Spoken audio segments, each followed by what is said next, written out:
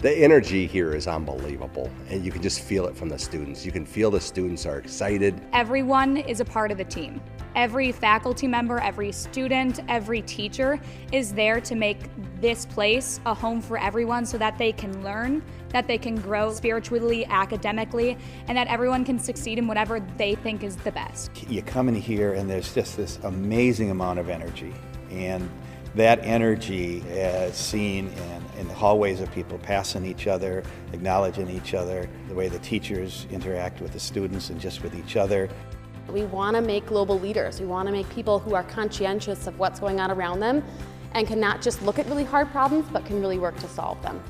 The faculty and staff at Benilde-St. Margaret's are an incredible group of people. They care deeply about students, they care deeply about education, and a particular kind of education, the kind of education that really helps students to flourish, that helps students tap into their passion, helps students to contribute to the world.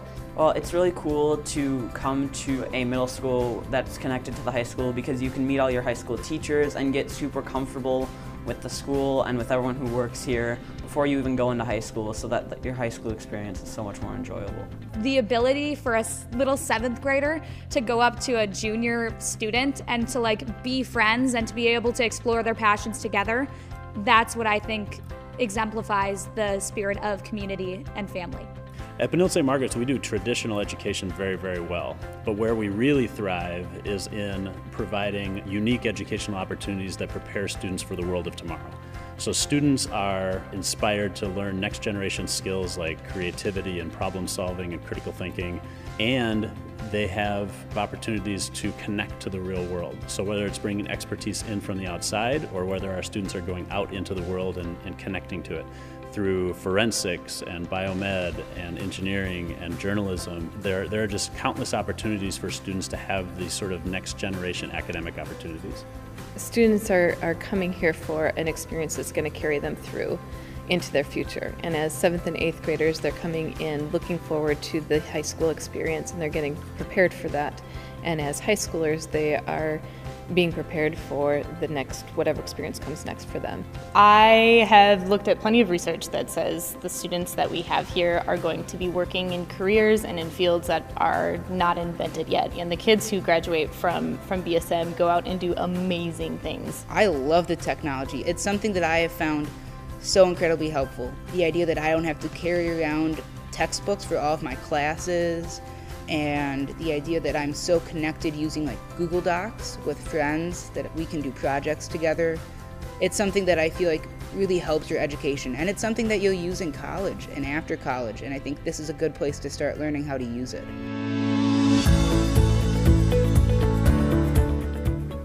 They just seem a little more advanced, and they just seem to have a little bit of an edge, and I think it's because they were part of this community where they had so many opportunities, and not just academic.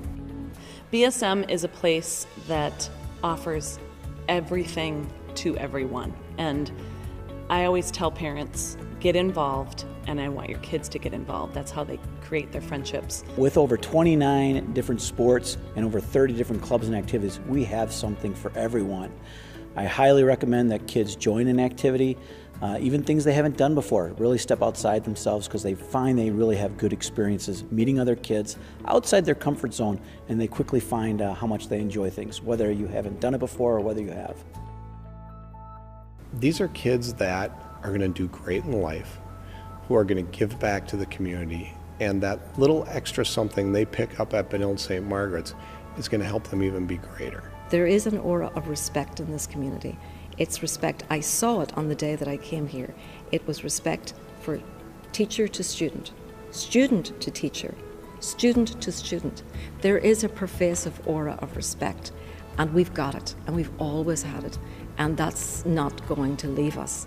We're just getting stronger, and I think it's a commodity that's increasingly in demand and desperately needed by our young people. And I would tell any parent to bring their child here for that very reason, if no other.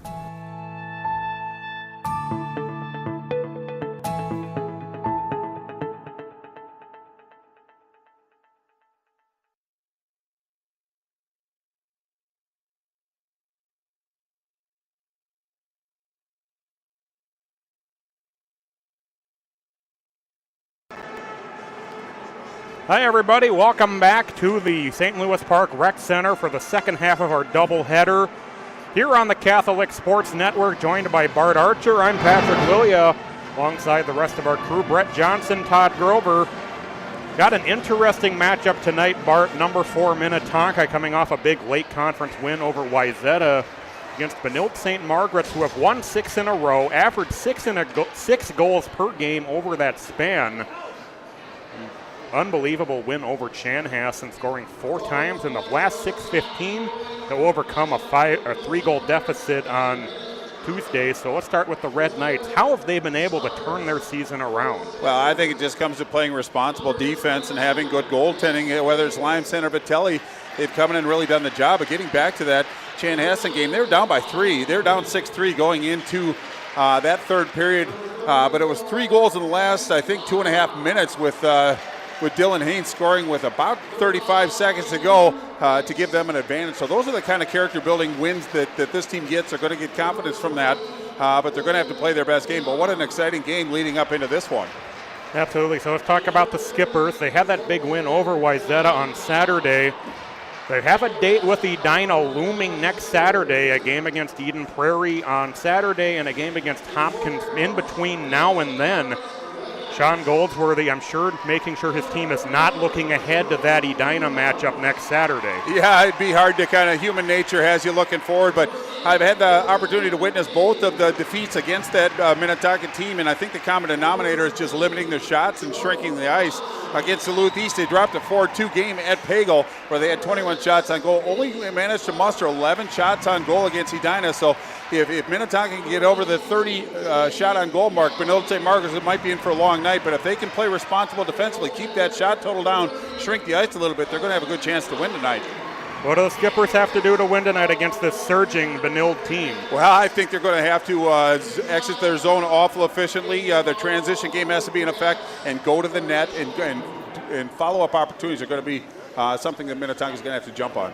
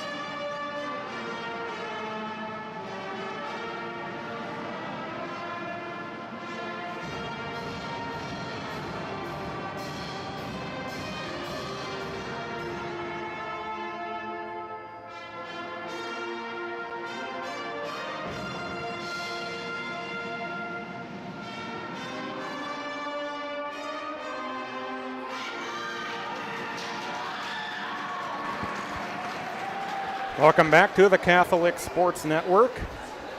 Watching the Skippers against the Red Knights. Will be the number 2 goaltender, John Howe, for the Skippers tonight. Coming into the season, Sean Goldsworthy said it's going to take some time to figure out who their number 1 goalie was going to be. Charlie Glockner established himself pretty early on tonight, although it will be the number 2 goalie, Howe, in net for the Skippers. Well, Howe's 3-0-1, 1.69 goals against average, and a .918 save percentage with a shutout. So very impressive numbers by the goaltender. Both teams, their pregame huddles before we take the center ice face-off to get going here.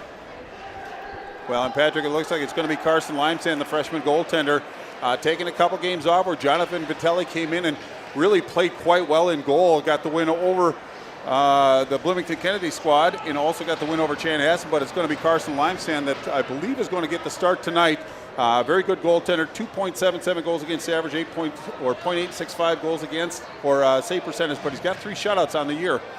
But it's going to be a good one. It's going to be a track beat. I think Red Knights have to be very, very effective in the first 5 to 7 minutes of this game. Bobby Brink wins the face-off against Dylan Haynes for Minnetonka. As the Red Knights, though, able to push it down into the offensive zone, where it's banked off the near side boards, back out into the neutral zone. Nate Clark there to play it back in for the Red Knights. Howe out of his net to play it behind his net. He played over to the near side to Dylan Haim. Haim will send that up the into the center ice area along the near side. Red Knights trying to push it back into the offensive zone. They will with Haim. And Collins will bank it off the end wall, back off to the far side. Held in, up high, fire toward the net. It's loose out front and chipped out back toward the blue line by the Skippers. Then back in, so an early good opportunity in the offensive zone for the Red Knights very early on here. Well, that's going to build some confidence. Now the next line comes over. If they can sustain that, the confidence is going to continue to grow. And the longer that Benilde-St. Margaret can skate with this very high-flying Minnetonka team, the better chance they're going to have for success tonight. Play moving back down into the Red Knights offensive zone as Doctor comes out with it for Minnetonka, then sent quickly back up ice as Covey takes a hit in front of the Red Knights bench. Play down in the far side corner in the Red Knights end. 15:45 to go here in the first period. No score. What's coming out with it is Molinar. Gets it back up top to Krull with a shot that goes off the blocker. Come out to the near side, near the blue line, held in by the Skippers. As Molinar trying to push that one past Seamus Foley, but couldn't do it. Now poked all the way back down into the Minnetonka zone. Krull will send this one, trying to get it up toward Molinar, but it was intercepted. We have a penalty coming up here as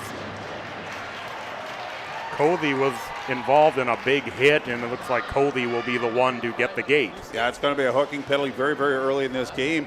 Really good pushback by this Minnetonka squad. Got on the defenders for Benilde-St. Margaret's, but again, a neutral zone penalty. Not really what Coach Sean Gauls really wanted.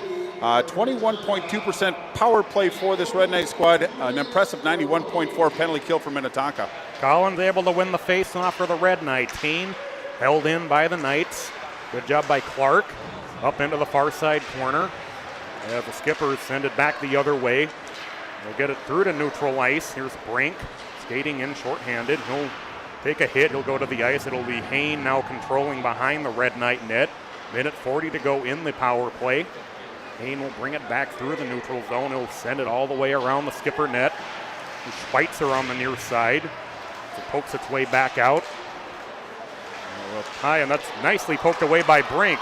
Bobby Brink into the offensive zone for the Skippers. Brink shorthanded as the net comes loose. I think we're going to get a penalty against Nate Clark for trying to tie up the very talented, very speedy Bobby Brink. Yeah, in fact, I thought Clark played that quite well. He really went stride for stride with Brink, who could scoot. But boy, that was a follow-up penalty. I think the initial penalty or the initial play didn't warrant the penalty. It was the follow-up play after the fact. I think he cross-checked him in, but they're both going to go, one for interference and one for a cross-check. So that's not going to affect the numbers necessarily on the ice, but really a great opportunity on a misplay by Minnetonka. But Brink is a guy, 2 shorties on the year. You have to pay attention when him and Mullen are on the ice, even shorthanded, because they can scoot and they can score. So face-off will come to the left of Lime's end. Mason Hendrickson taking it for Minnetonka against James Callahan. Face-off pushed back in the direction of the net, and quickly dropping onto it is Limesand. Well, it's going to be Cote with the goaltender interference and Clark with the cross-check just to kind of round that out. 1:15 left on the penalty to Cothe. So Benilde-St. Margaret's still in the power play, but face-off in their own zone. Poked back. The Red Knights send it back behind their own net. It'll be Foley. Foley will carry it around the other direction. Excuse me, that's Newhouse. Newhouse will dump this one in. Play it behind the net by Howe. Howe will bring it up the near side boards. It'll be held in by Kachurik. Kachurik will send that one down into the corner. We'll have another stoppage of play. We'll have another penalty coming. Boy, you almost have to let the guys play. They're getting way too involved. We're not even 3 minutes into this. We're already filling up the penalty box. It's going to be Kachurik for holding on that one, so it's going to balance things out for another 51. Assuming another penalty doesn't get called, they're going to have to add on to the penalty box at this point. Well, both teams now with 2 guys in the box. So now we're going to be 4-on-4 for the next 51 seconds. 14:07 to go in the first period. No score. A lot of speed on both of these sides, but keep an eye on number 29, Jack Bayless, just a junior for the Skipper squad. 12 goals on the year, but he tends to score big goals at big times, and he's also joined by Joe Molinar, the senior forward as well. So lots of firepower up front for this Minnetonka team. And if you look at this, Benilde-St. Margaret's, they have Michael McNeil, a defenseman, going to take a faceoff. A little bit unusual. They're going to have some sort of discussion, perhaps because the penalties haven't been posted up on the scoreboard. Now it is up there. The holding penalty to Callahan now up on the board as the faceoff poked down into the corner. It's controlled by Schweitzer. Schweitzer, though, and that one almost disaster as Molinar almost popped out in front of the net with it. Red Knights into the offensive zone. Centering feed just missing on that one was Newhouse. Rather, I'm sorry, that was James Norkowski there. Boy, they had a really good thing going there. If he could have got any wood whatsoever on that puck, maybe a redirect and a goal, but caught a break for the Skippers. It's Jack Bayless up the near side. He gets hit at the blue line. Doctor with it for the Skippers now. He'll be sent up around by James Miller. Behind the net now are the Red Knights. Schweitzer sent that one through center ice. That one's deflected as it out-races everybody down into the corner. Now the Skippers able to push it back out. Here's Molinar with speed into the offensive zone. Molinar, though, tied up as he tried to move into the middle of the ice. And now quickly into the offensive zone is Hain, but he has that one poked away from him. And here come the Skippers. And that one up top. That one sent down into the corner off the end wall. It was Hicks who brought it in. Molinar unable to hold it in as he brings it in offside. Boy, that didn't miss by much. But that was Ryan Elder that came in with a burst of speed, put a little pressure in the Benilde-St. Margaret's. But there's a lot of players on this in the blue sweaters that can really get up and down the ice quite well, and they can score. One thing Minnetonka has is depth in scoring. It's not just their primaries, but they have some secondary units that can really put the puck in the net. So again, the Red Knights are going to have to play a very sound defensive game for 17 minutes per period to have success. Now the Skippers on a power play, 30 seconds remaining in that as the Red Knights get that quick clear. Here's Molinar. Molinar tied up at center ice. And Hain able to send that one back in deep for the Red Knights. 20 seconds left in the penalty. Coming back the other way is Hicks. Hicks to Molinar. Molinar takes a big hit at the blue line, but working his way in and almost able to jam that one through was Cody. It comes out front where the redirect is sent wide. 5 seconds left in the power play. Now the back at full strength. That one back up high to Heim. And that one's, they score! It'll be Molinar who got down low, and I think he just jammed that one in. Well, I think they just had numbers down low. It was Molinar. When he gets down in that area, he knows how to get to the net, and he did just that. Short side. We'll take a peek at this on replay. Nice job of working the puck to the open man, and then getting it to Molinar down low, and then things kind of spread out for him. They were just outnumbered in their zone as far as the Red Knights, but Molinar, no stranger to that area, scores his, don't have my glasses, his 19th goal this season. That's going to be a struggle all night. But it'll be interesting to see how the Red Knights respond. They came out with great energy to start the period. Now it'll be interesting to see the energy that they show after being scored on. 12 minutes remaining in the first period. Minnetonka draws first blood. Minnetonka controlling the face-off. Here's Doctor in his own zone with it. They're backing up. Now he'll push it up to Brink on the near side to Bayless. They get that one back up to Brink, but it was intercepted. Cleared out to center ice. Doctor back into his own zone with it. That one deflects off of Brink's the stick of Brink. Be sent down deep into the defensive zone by the Red Knights. Played up along the far side. That's Lager back with it. Brink kind of steals it off his stick, and this one tipped in. Played up in the corner. There's Bayless with it. He gets tied up as it pokes its way up toward the far side boards. There's Lager back able to come out with it. He'll send that one back up to the far side boards where it's sent ahead by Mortensen. Krull with a shot on goal. That one deflected wide. Brink comes out with it, gets it to Bayless. Bayless gets tied up out front, and it'll be held onto by Limezan. Well, it seems like Minnetonka's starting to get behind the defenseman and really go to the net. One thing that Benilde's going to have to do is they're going to have to match him with numbers and get better positioning going into this. But you can't just send it up the boards against this Minnetonka defense. They hold the line with confidence, but they're able to walk it in and create some space and create some opportunities. So the wingers are going to have to come out and take care of that defense because they like to spearhead a lot of their plays off that defense. But Benilde's got to tighten up in their zone. Again, the Skipper's able to hold the zone. They'll poked out to neutral ice by Collins as he battles with his number 20 counterpart, Haim as it's sent back into the Minnetonka zone. As it's sent in deep by Andrew Howe, played around the net. Trying to be sent back the other way by the Red Knights. As Schweitzer will send it cross ice. Here comes Haim into the offensive zone. Haim leaves it behind him for Newhouse. Newhouse scores! Jerome Newhouse with his 6th goal of the season, and this game is tied at 1. Yeah, and that's a big goal for this Benilde-St. Margaret Red Knight squad. It was Dylan Haim that actually gained the zone, drew the defender in, dished it off on a drop. And as you can see, it was Newhouse that scored from a bit of a shallow angle. He had some support out front, so a shot on goal in that situation is pretty good. There you can see the drop pass, and it just got up to Newhouse, and he put it short side and beat Howe. Now we're down at a 1. That goal coming at 6:32 of the first period. Face-off back into the Minnetonka zone where Miller has it for the Skippers, down to Doctor. Doctor will send it into the middle, and into the offensive zone is Covey. Covey, though, with that one taken away. Minnetonka back with it at center ice as Doctor's pass well out of the reach of Covey, and will go for an icing, and we'll have a face-off back in the Minnetonka zone. Well, the official scoring was Newhouse's 6 from Hain, and I'm sure Schweitzer got an assist, as you said, 6:32, so it took 32 seconds for this Red Knight team to answer. Earlier in the season, it would have taken a lot longer for Benilde to kind of pick their dauber up, get their energy back, but this is what a confident team does that's won 6 in a row. They get back to work, roll up their sleeves, and put pressure back on, and they got rewarded for some hard work.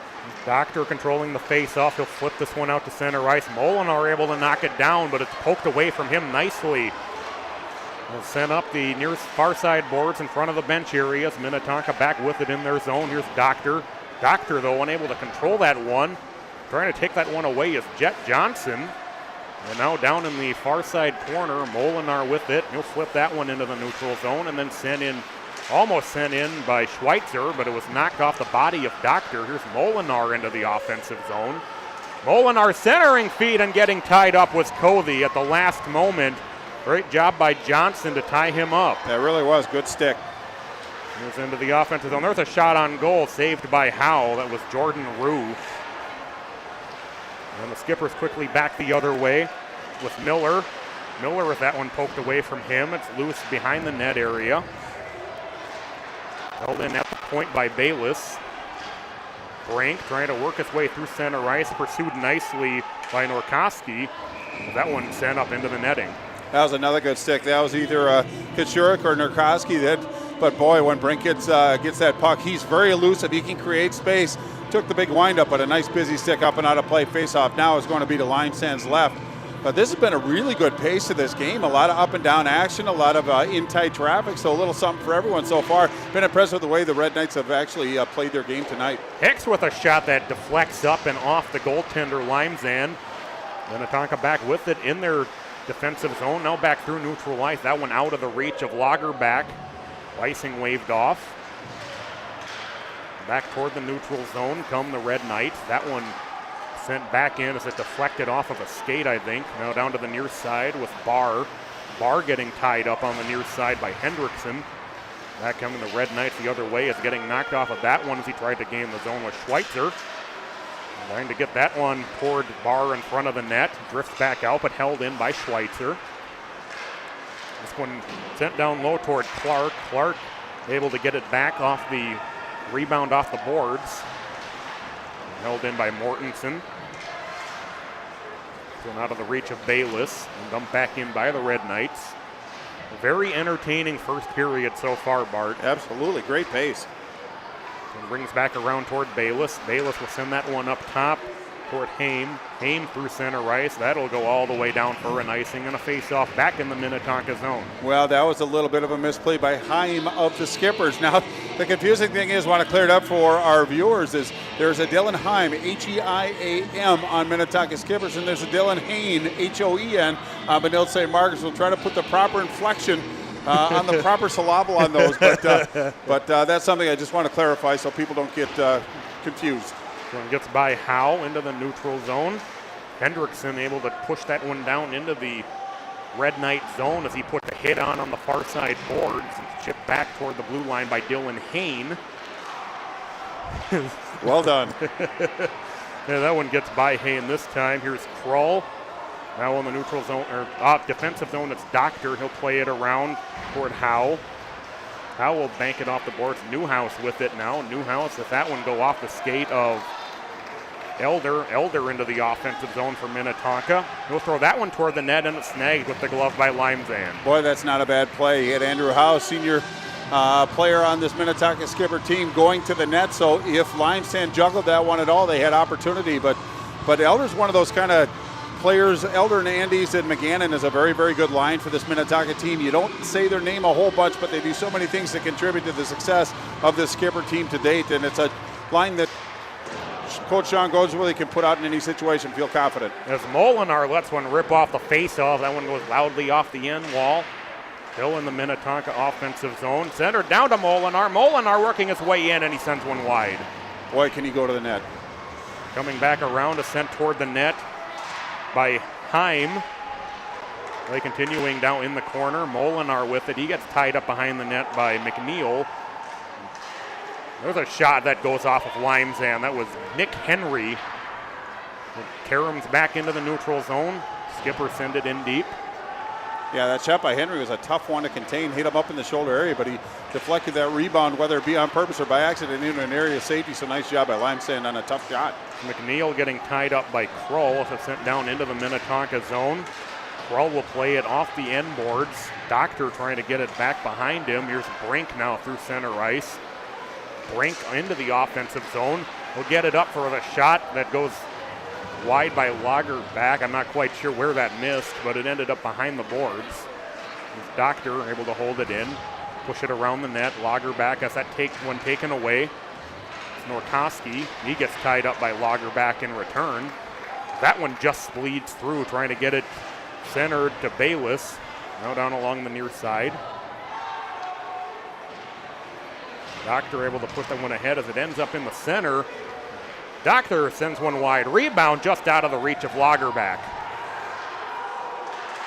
And finally, the Red Knights able to push it out to center ice. They'll send it in deep. Boy, they just wanted to get it in deep, even if they had to take an icing. There's a lot of tired legs in the Red Knights squad trying to defend against Minnetonka that seems to get some mojo going. They had good flow going in, a couple pretty good looks at the goal. Benilde-St. Margaret started to chase the play a little bit. Their positioning, losing their positioning a little bit, but no harm, no foul. They survived that battle. 5:27 left in the first period. We're knotted at 1. Minnetonka putting on some heat. Foley and Hendrickson in the face-off circle is controlled by the Red Knights. They'll play it around their net. Around to the near side and going off of the stick of Barr. Minnetonka and Hendrickson in the neutral zone. It's Elder into the offensive zone. He'll leave it behind him for Doctor. That's Hendrickson, rather. I apologize. Played around the net. Back toward Hendrickson, who takes a hit on the end boards by Norkoski. Play it back around toward the far side as it's chipped in. There's Norkoski with it. He'll send it cross ice. It's Barr. Barr will send it into the far side corner. And all the way around where Schweitzer has it. Going to the center of the ice. Fighting through that one was Elder. Heim sent that one in, trying to spring it up for Howe, but it was out of Howe's reach, and that'll be an icing. Well, to back it up a little bit, Pete and myself called the Bloomington Kennedy game, and Nate Schweitzer was not in the lineup that night. You could tell that there was a void missing. He's back in the lineup tonight, coming back, playing very, very aggressive. He's very aggressive at the offensive blue line. He has to take particular care to make sure somebody's there to cover. Otherwise, he can leave his team in a vulnerable area. But 14 in the white, a player to watch, fun to watch too. Minnetonka controls the face-off. Molinar pushing it ahead, but he gets it back off the deflection. Doctor now back with it in his own zone. Gets that one up top. There's a long pass that's tipped in. They were trying to get it to Molinar, but it went off the stick of Collins down into the Red Knight zone. Making it off ahead. Here's Newhouse. Back to Collins. Collins. His shot loose. Newhouse sends it wide on the rebound.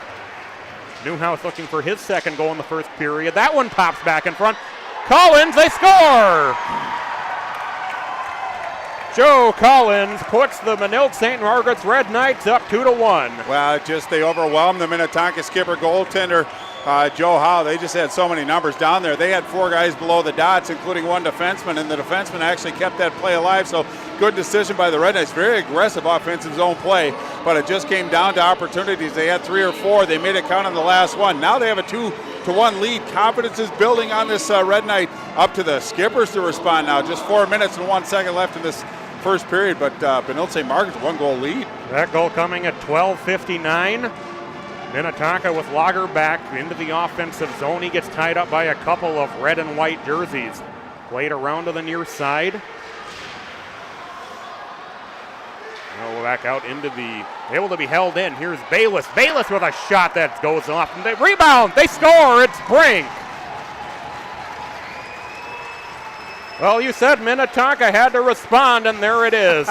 Boy, finally somebody listened to me.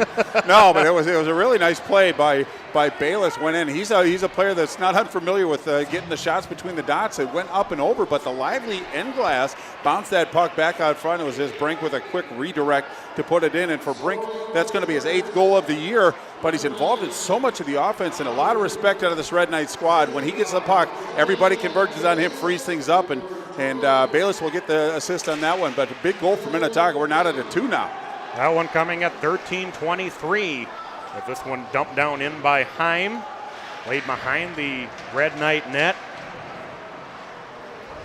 Play continuing in the Minnetonka offensive zone. Winding up for a blast. It's Heim. He scores! Dylan Heim puts Minnetonka up 3-2, just like that. Well, it was a good shot from the point. Didn't take the big windup, just a good, efficient, quick wrist shot. About a 1.5 feet off the ice, and I'm not so sure Limestone really got a look at that until it was already by him. But, sometimes just a shot on goal is a good shot regardless of where it comes from. But for Dylan Heim, good decision, good shot, got rewarded for it. Now the onus is back on the Red Knights to respond as Minnetonka takes a 1-goal lead. Boy, don't go away. We still got 3:17 left in this first period. A wild first period, 5 combined goals. Minnetonka retaking the lead in just under about 25 seconds. And I think we're going to get a penalty coming, and I think it's going to be a slash against Bayless, so the Red Knights to the power play. Wow, what a great opportunity to finish this period strong. 3:08 left in the period. Now they have a man advantage faceoff all the way down into the skipper zone. Not a great penalty to take for your team at this time, but Bayless has contributed so much to this skipper squad. It's up to his teammates to pick him up through this tough time, but what a great opportunity it is for the Red Knights.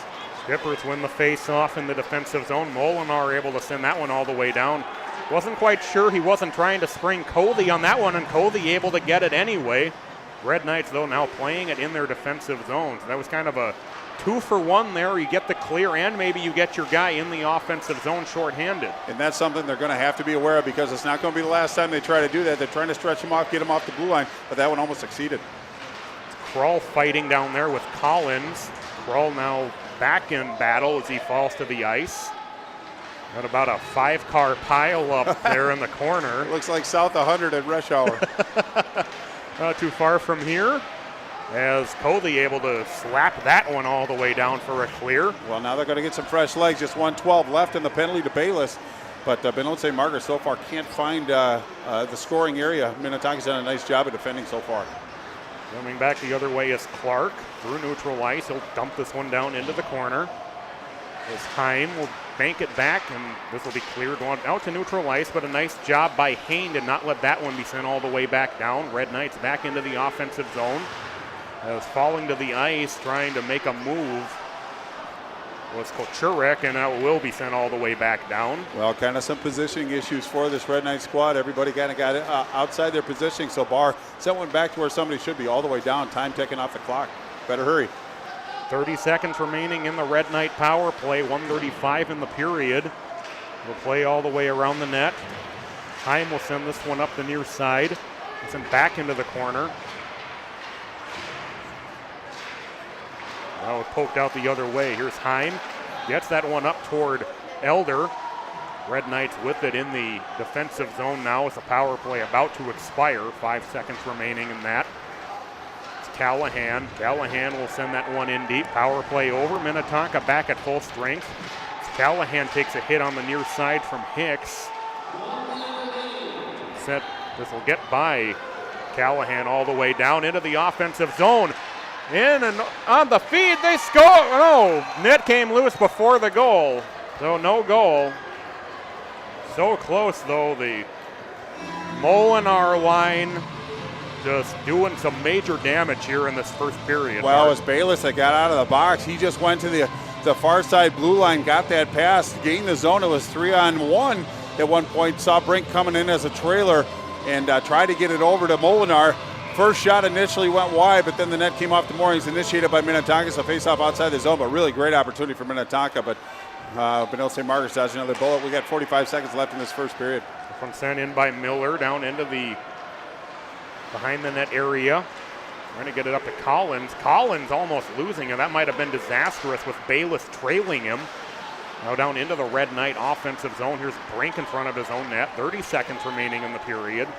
Brink the other way, showing off that speed as he'll send it cross ice up to Miller. Miller will play it around the net. Come down into the corner. Brink trying to slow it down. It'll sneak through. It will be held in the offensive zone by the Skippers. Now Hain at the blue line. As Brink puts a hit on Collins at the red line. We're under 5 seconds to play. Here's Doctor. He'll dump it in deep as we come to the end of a very wild first period, Bart. Yeah, pretty wide open. A little more scoring than I thought we were going to see, but I thought both teams showed up very ready to play. Came out with good energy. It was Benilde-St. Margaret with the first push. Minnetonka answered back, but then they started to exchange goals. But if the second period is going to be anything like the first period with the long line changes, it's going to be wide open. It's going to be a lot of fun. Don't go away. Absolutely. So that'll bring us to the end of one period at the St. Louis Park Rec Center. Minnetonka 3, Benilde-St. Margaret's 2. You're watching the Catholic Sports Network's coverage of Benilde-St. Margaret's hockey. Washout for Cancer Night here at the Community Center. Randy Shaver Cancer Research and Community Fund. Roseanne Shaver on site at the Rec Center. If any of you watching want to pop down here tonight. So we'll go to the first intermission. Minnetonka with that 3-2 lead.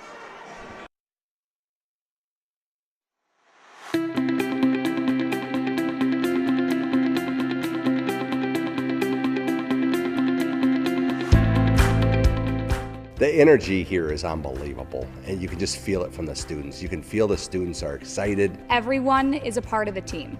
Every faculty member, every student, every teacher is there to make this place a home for everyone so that they can learn, that they can grow spiritually, academically, and that everyone can succeed in whatever they think is the best. You come in here and there's just this amazing amount of energy, and that energy is seen in the hallways of people passing each other, acknowledging each other, the way the teachers interact with the students and just with each other. We want to make global leaders. We want to make people who are conscientious of what's going on around them and can not just look at really hard problems, but can really work to solve them. The faculty and staff at Benilde-St. Margaret's are an incredible group of people. They care deeply about students, they care deeply about education, and a particular kind of education, the kind of education that really helps students to flourish, that helps students tap into their passion, helps students to contribute to the world. Well, it's really cool to come to a middle school that's connected to the high school because you can meet all your high school teachers and get super comfortable with the school and with everyone who works here before you even go into high school, so that your high school experience is so much more enjoyable. The ability for a little 7th grader to go up to a junior student and to be friends and to be able to explore their passions together, that's what I think exemplifies the spirit of community and family. At Benilde-St. Margaret's, we do traditional education very, very well. But where we really thrive is in providing unique educational opportunities that prepare students for the world of tomorrow. So students are inspired to learn next generation skills like creativity and problem solving and critical thinking, and they have opportunities to connect to the real world. So whether it's bringing expertise in from the outside or whether our students are going out into the world and connecting to it through forensics and biomed and engineering and journalism, there are just countless opportunities for students to have these sort of next generation academic opportunities. Students are coming here for an experience that's going to carry them through into their future. And as 7th and 8th graders, they're coming in looking forward to the high school experience, and they're getting prepared for that. And as high schoolers, they are being prepared for the next, whatever experience comes next for them. I have looked at plenty of research that says the students that we have here are going to be working in careers and in fields that are not invented yet. And the kids who graduate from BSM go out and do amazing things. I love the technology. It's something that I have found so incredibly helpful. The idea that I don't have to carry around textbooks for all of my classes, and the idea that I'm so connected using like Google Docs with friends that we can do projects together. It's something that I feel like really helps your education, and it's something that you'll use in college and after college, and I think this is a good place to start learning how to use it.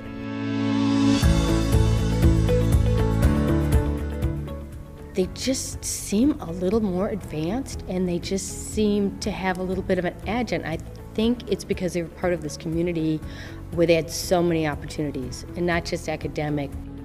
BSM is a place that offers everything to everyone, and I always tell parents, get involved, and I want your kids to get involved. That's how they create their friendships. With over 29 different sports and over 30 different clubs and activities, we have something for everyone.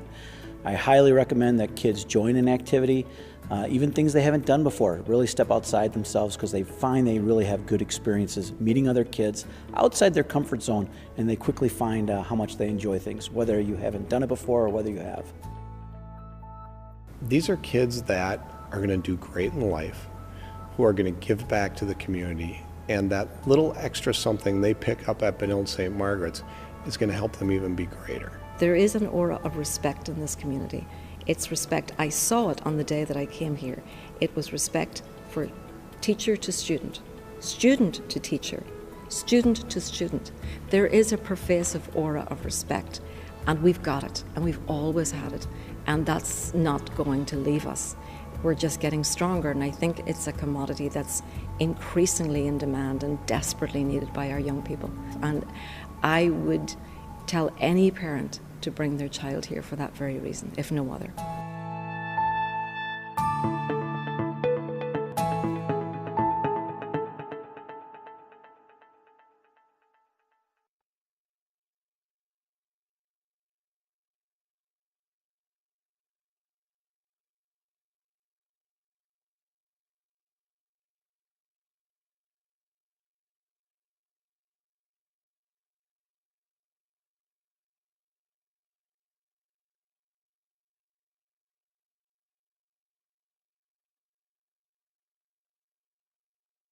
We are between periods here. Minnetonka hockey continues with some great high school hockey all year long, and we're happy to bring in our presenting sponsor, Scott Eichstad from the Sportsman's Guide. Scott, we got some great things to talk about. First of all, how are you today? I'm doing wonderful, Pete, and thanks for having me. Our pleasure, of course. So let's get into the Sportsman's Guide first. Obviously, you're a well-known website that covers a bevy of products for those that are, essentially sportsmen. And let's get into first what your company is and how it got started and how we find your products first online. And then we're going to get into your store, which I think our listeners and viewers are going to have a very intrigued opportunity from what you have. Yeah, Pete, we're a multi-channel retailer. Started out in 1977. I've been in business for many, many years, and started out as a catalog business, and now we've turned into an online e-commerce business, and we sell product that's for the outdoor enthusiast. You name it, we have it: ammo, shooting, firearms, hunting equipment, tree stands, military surplus, boots and shoes, clothing, fishing, camping, at wonderful, great pricing. And like you said, we have a hidden little secret, I'd like to say, that's connected to our corporate facility here in South St. Paul, part of the DC warehouse, as a retail store. And it's just a unique little store that, the most general public probably doesn't know about it. And that's what I want to do, is get the word out that we have this wonderful store connected to our corporate building that is open to the public, and once they get in here, they'll be pleasantly surprised at all the offerings we have. Well, tell us about the store experience and what the typical customer could experience when they walk in through those doors. Well, again, we're located here in South St. Paul. What's unique about our store, Pete, is it's roughly about 7,000 or 8,000 square feet, and we carry all the product that we advertise through our catalog and e-commerce business. But the uniqueness of this store is, like I said, it's connected to our warehouse. So I like to call our warehouse basically the back storage room for the back stock room for our store. So when a customer comes in and shops our store, they're not only shopping within the four walls of the store. They can go through our catalog that we have on site in our will call area and visit go to our kiosk area and take a look at products online or through the catalog. All they have to do is identify what they're looking for. Store associate will go pick it out of the warehouse. And so our store goes from about 8,000 square feet, like I said, all the way up to roughly 300,000 square feet of product, because everything that we offer on our online business and catalog business, you can shop in our store. So we have 30,000 plus items in our warehouse that a customer can shop really easy. And with it being a smaller footprint, you don't have to walk around a big footprint store.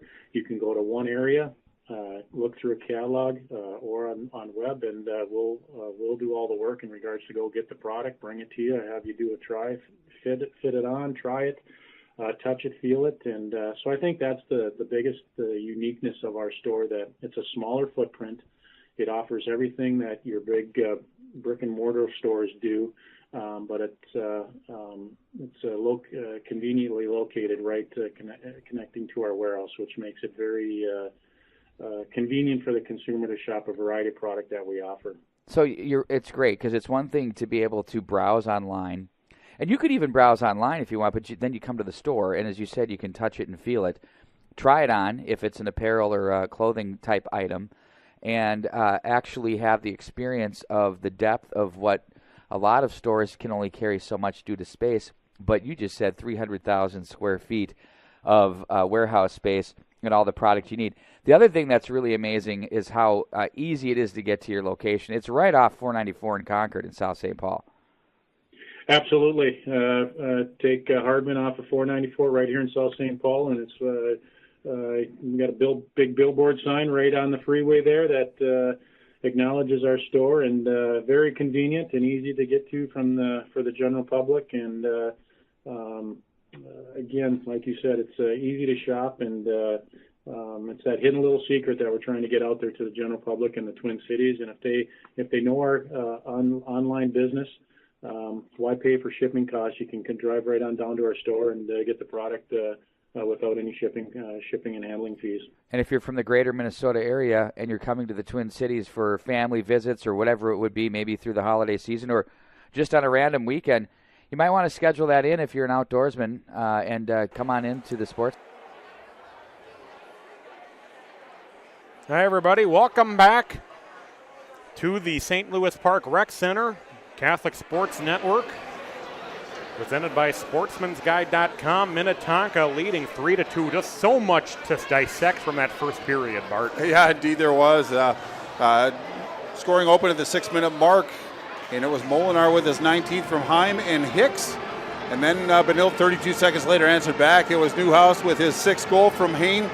And Schweitzer, we're going to give him an unofficial. We're working on that one. But then Collins to give Benilde-St. Margaret's a 1-goal lead at the 12:59 mark, his 15th from Hain and Newhouse. And then just 24 seconds later, it was Brinkton answer with his 8 from Bayless and Heim.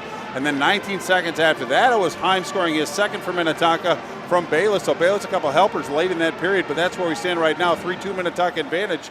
Shots on goal that period were 15 for Minnetonka, only 6 for Benilde-St. Margaret's.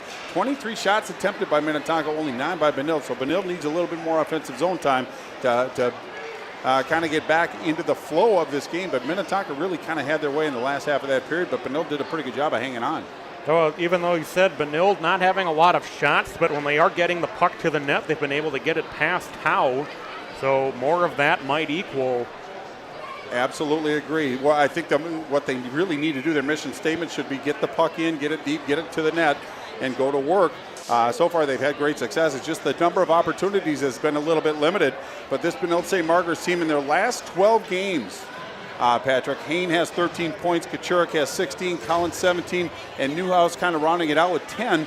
And it's a power play that was at 10% after 8 games, and now it's up to 21.2. So they've gone at about a 30% clip. So if Minnetonka takes a penalty, this Benilde team has an advantage as far as how their power play is playing, but it's going to be a great second period. Got the face-off. It drifts all the way down into the Red Knight zone. Limezan having to make an early cover, and will have a face-off deep in the Red Knight zone. Well, and who's been noticeably absent from this skipper squad is Luke Lowhite, number 8 in the blue. Not on the ice in that first period. I'm told that we're going to see him in the second period. Can't go into it, don't have any details, but obviously a shot in the arm for the skipper squad. Another player to defend against for the Red Knights. Hicks controls the faceoff, throws that one toward the net, and held on to by Limezan. He's kind of having to do the splits on that one, it looked from here, Bart. Yeah, in fact, there was some traffic in front of him, too, so that was a really good save through traffic. Nice job of focus and concentration by Carson Limezan, the freshman. That's got to give him a little bit of confidence, but again, they have to take care of the front of the net a little better, block out a little bit better, give the goaltender a better chance to see the puck. Payne wins the face-off, pushes that into the neutral zone. Collins will put a big hit on Dylan Heim in front of the bench area as the play moves all the way back down into the near side corner in the Red Knight zone. With Foley back the other way. Foley, though, with that one knocked away, and they remain in the Minnetonka offensive zone. Brink will chase it behind the net, opposed by Foley. Bayless on the far side. Lagerbach down there as well. So now here's Newhouse able to set that one through. Hain into the offensive zone. Hain with a shot saved. Rebound. They score! Oh, boy. Collins, and we're tied at 3. Well, that was a nice sauce pass out of the zone to Dylan Hain for this Benilde-St. Margaret Red Knight team. I think it was knocked down by a Minnetonka stick, which actually slowed it and helped him. Went in, but it was a nice follow-up by Collins on that one. Never quit on the play, just drew the goaltender out. Look at that, just from a very shallow angle on that. But watch this pass, and then it gets knocked down, kind of slowed it down so he could skate into it. Took the initial shot, initial save by Howe, but a shallow angle goal by Collins. We're knotted at 3, just 48 seconds into this second period. Boy, this is a very difficult pace to keep up, but I'm looking forward to seeing if they can continue this. But a great job of answering some early pressure by Minnetonka, come back and getting a goal. And for Collins, that's the 16th of the season, second of the game. And there is Luke Lowhite, number 8, out on the ice for the first time. Molinar works his way in with a loud shot off the end wall wide. And dumped back into the neutral zone. Lowhite trying to slam into the bench area there. The play moving back down into the Minnetonka defensive zone. As Krull along the far side has it. He takes a hit in front of the bench. It's forced backward. The good work by Jordan Rue as it's loose out front, Minnetonka, and that's taken away. There's a shot that goes wide as trying to spin around was Kochurek as he threw it toward the net. It's Rue behind the net, trying to get it to Kochurek again. It's by him, but Red Knights able to maintain possession. Kochurek working his way into the middle, takes a hit. There's Covey in the neutral zone. Covey will dump that one in deep. Minnetonka will change. Lowhite will drive it. We'll put a big hit on in the corner.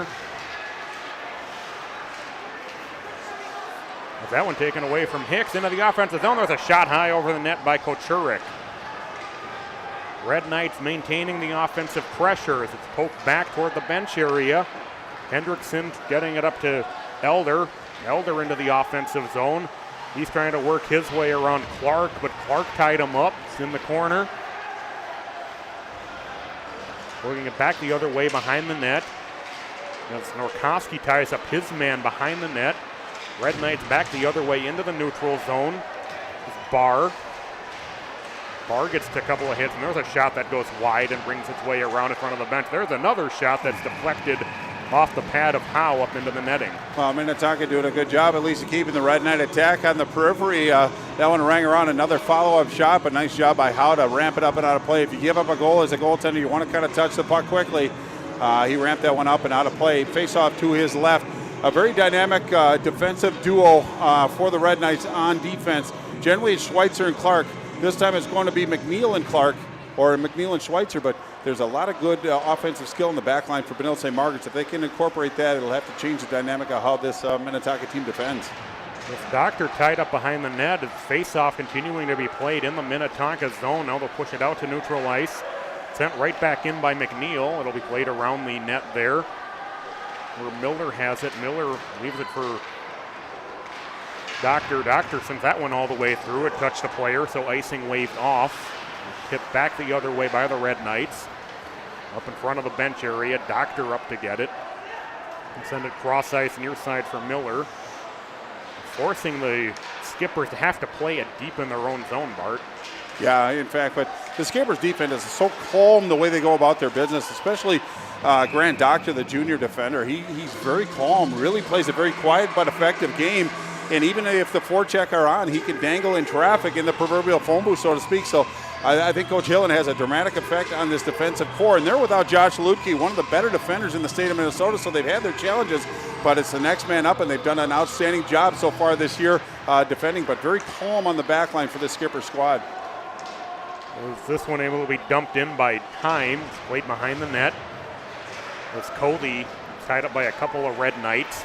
And pushed back the other way into the Minnetonka zone. Heim trying to get to it before Rue does.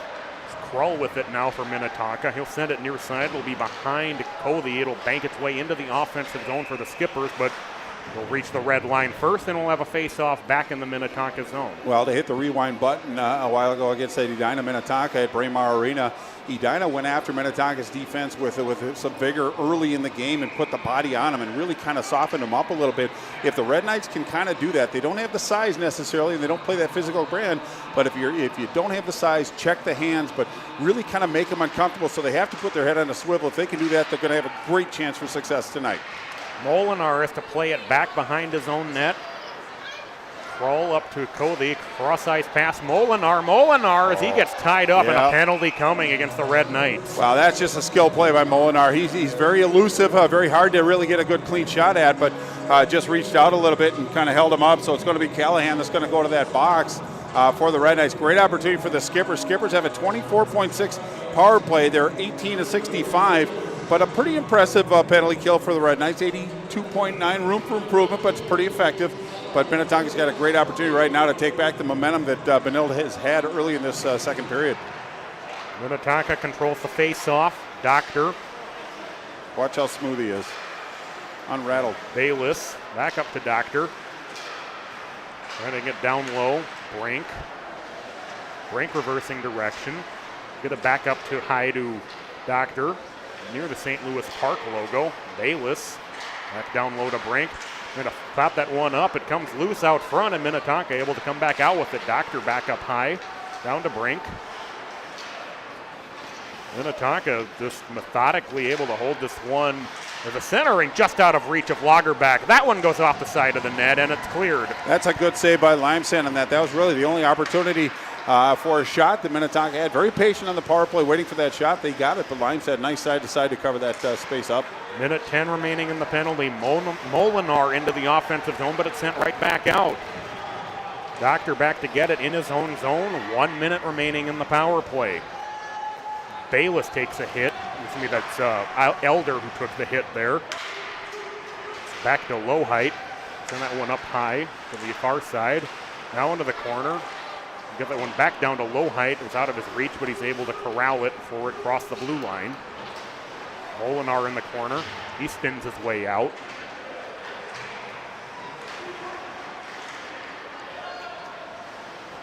Cody with the low height. That one thrown toward the net. It's loose in traffic out front, sent to the side, now up into the corner. 23 seconds left in the penalty.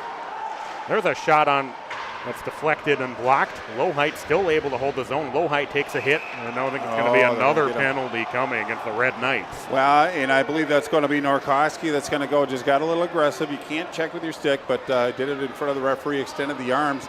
So now for 15 more seconds until Callahan can come out. It's going to be a 5-on-3 offensive zone faceoff for Minnetonka, so the challenge gets a little steeper for this Red Knight team, being a man down. Now they're 2 down, but kind of an innocent play, but nonetheless, it is an infraction, so a great opportunity for Minnetonka.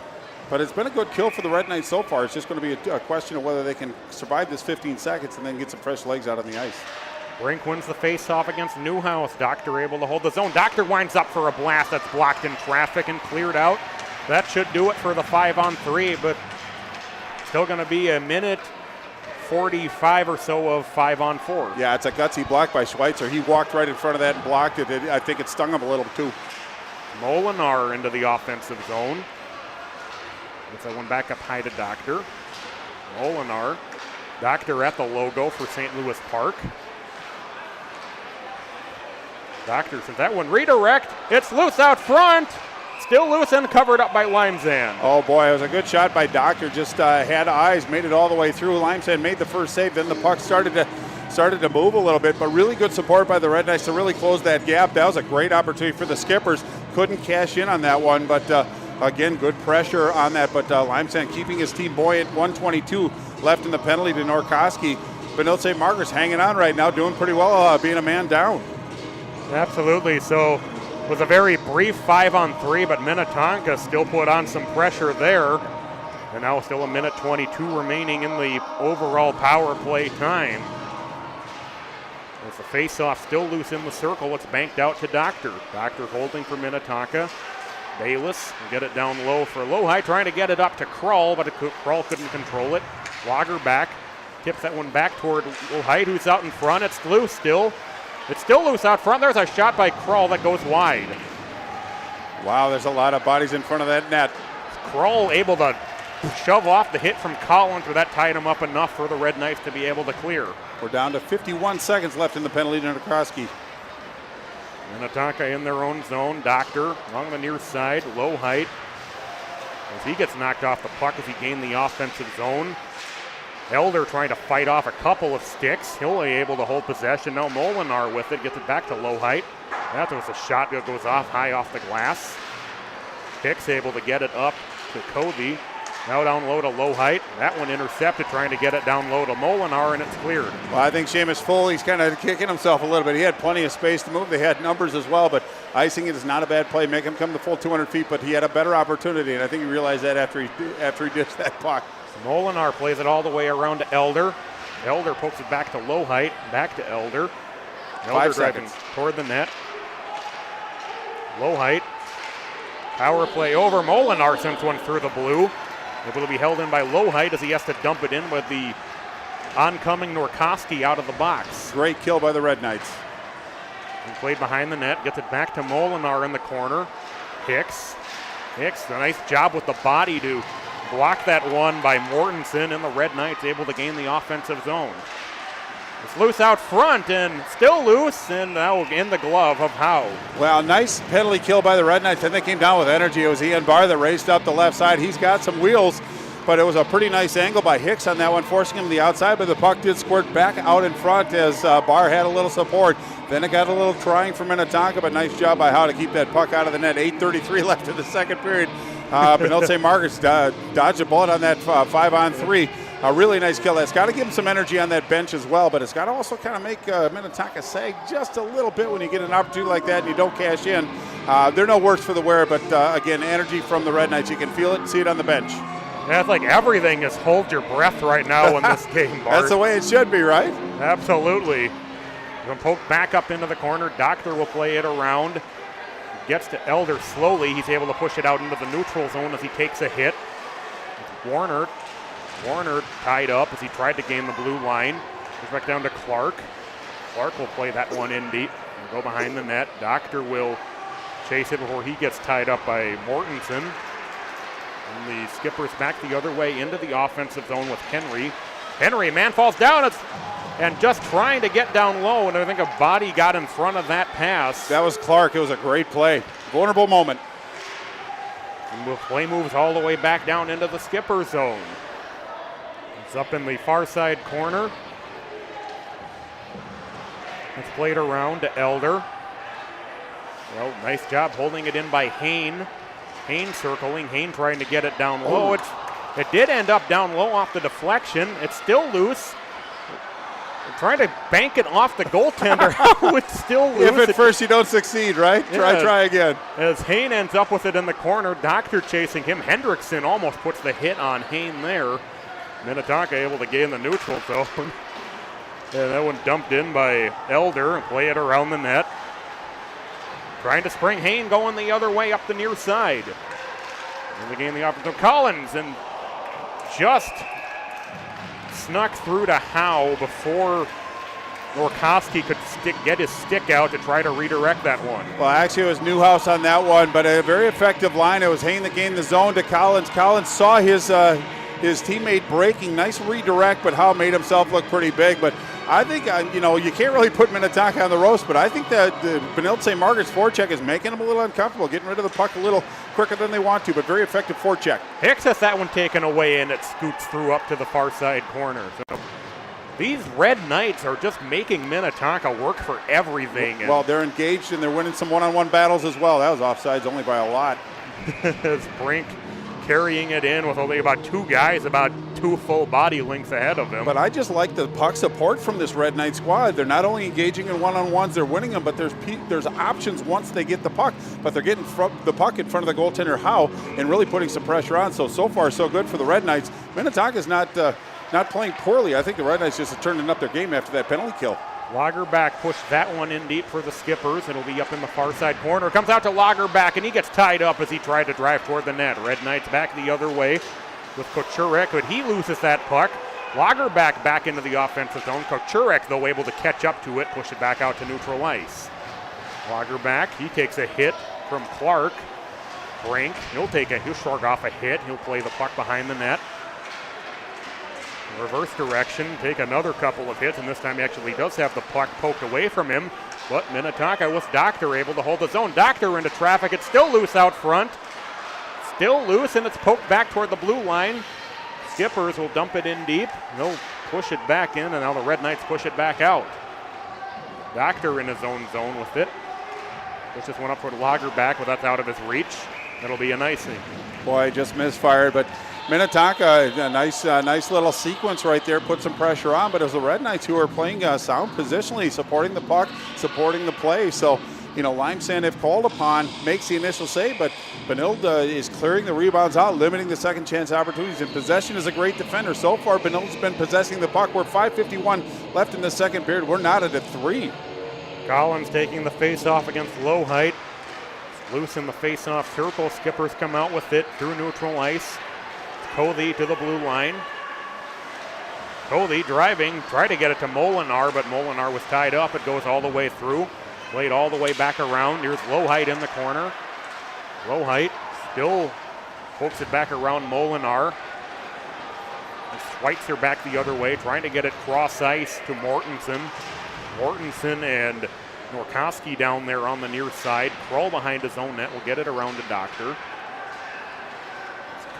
Cody trying to, that one went through a couple of skates. Lowhite pokes it ahead. It's at the red line now. Cody into the offensive zone, gets it up to Molinar. Molinar with some nice stick work, and he gets a backhand shot on the goaltender. Molinar trying to get it down to Hicks, and Hicks just out in front of that one. Well, Minnetonka trying to push back a little bit here, Bart. Well, that's what good teams do. As whiffing on that pass and now able to flip it all the way back down is Foley. It managed to negotiate its way through all the banners. Offside. They're coming in offside at the blue line. So we'll have a face-off outside the Red Knight zone. Well, I'm not trying to be too hypercritical, Patrick, but there were a couple Red Knights that were a little lazy on that back check and led to some possession down low. If you're going to have success against a rated team like Minnetonka, you're going to have to play 3 zones and you're going to have to play both directions. You want to be known as a player that back checks with as much vigor as you do on the forecheck, and I didn't see it on the Red Knights, so it's something that his teammates either have to get on them and say you got to go both directions, but I didn't see 100% effort out of a couple of the Red Knights, and that's a no-no when you play against a team like, well, when you play against anybody, but especially this Minnetonka team. Red Knights win the face-off. Minnetonka, though, able to keep it in the neutral zone, almost banking off the near side boards. Hicks having to play it all the way back into his zone. As Heim pushes it back down to Hicks. It's Elder on the near side, and this one taken away. It's flipped back into the zone. Here's Heim with it. Heim will send it back up to Hicks. Hicks coming back the other direction. Ooh. That one tipped in. He tried to get it up to Hendrickson. I think it rolled on him a little bit. Elder into the offensive zone. Elder sends a shot that I'm not sure if that hit the goaltender or hit the post. No, it hit the goaltender stick. Hit the stick. That one ends up going behind the goal. On to the near side corner.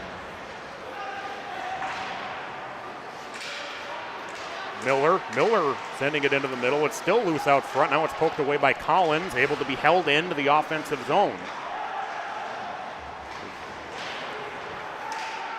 Bayless will send that one up to the far side corner. Bayless gets it back, and he rips a shot into Limezan. Limezan holds on. Well, it was Nick Henry that saw Bayless coming off the bench. He put him to work right away, and he walked in, put a good shot on goal just from inside the left circle. But Limezan, good positioning outside the blue. Very confident goaltender right now for this Red Knight squad, but he's getting the support. Not afraid to make a mistake, but came out challenged, held onto that puck, face up to his right.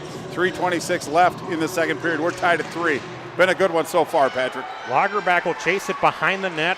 A couple of Red Knights and a couple of Skippers back there. Centering feed deflected before it could get to Bayless. Pushed back out to neutral ice, but Bayless able to catch up with it. Well, then the defensive zone for Minnetonka. Here's Miller working his way up the near side. He'll gain the offensive zone where he gets knocked off the puck as Schweitzer takes a tumble in his own defensive zone. Bayless working his way through the, but that one's poked away. Miller able to hold. He sends a shot blocked into traffic, and it's cleared out to neutral ice. Boy, look at how the Red Knights protect the middle part of the ice in their own zone. They're getting support, they're getting bodies, they're getting in front of pucks. It's been impressive. There's a shot on goal by Warner. That's deflected up into the corner, saved by Howe. Warner just kind of able to, oh, look what I found, and he's able to get a shot on goal.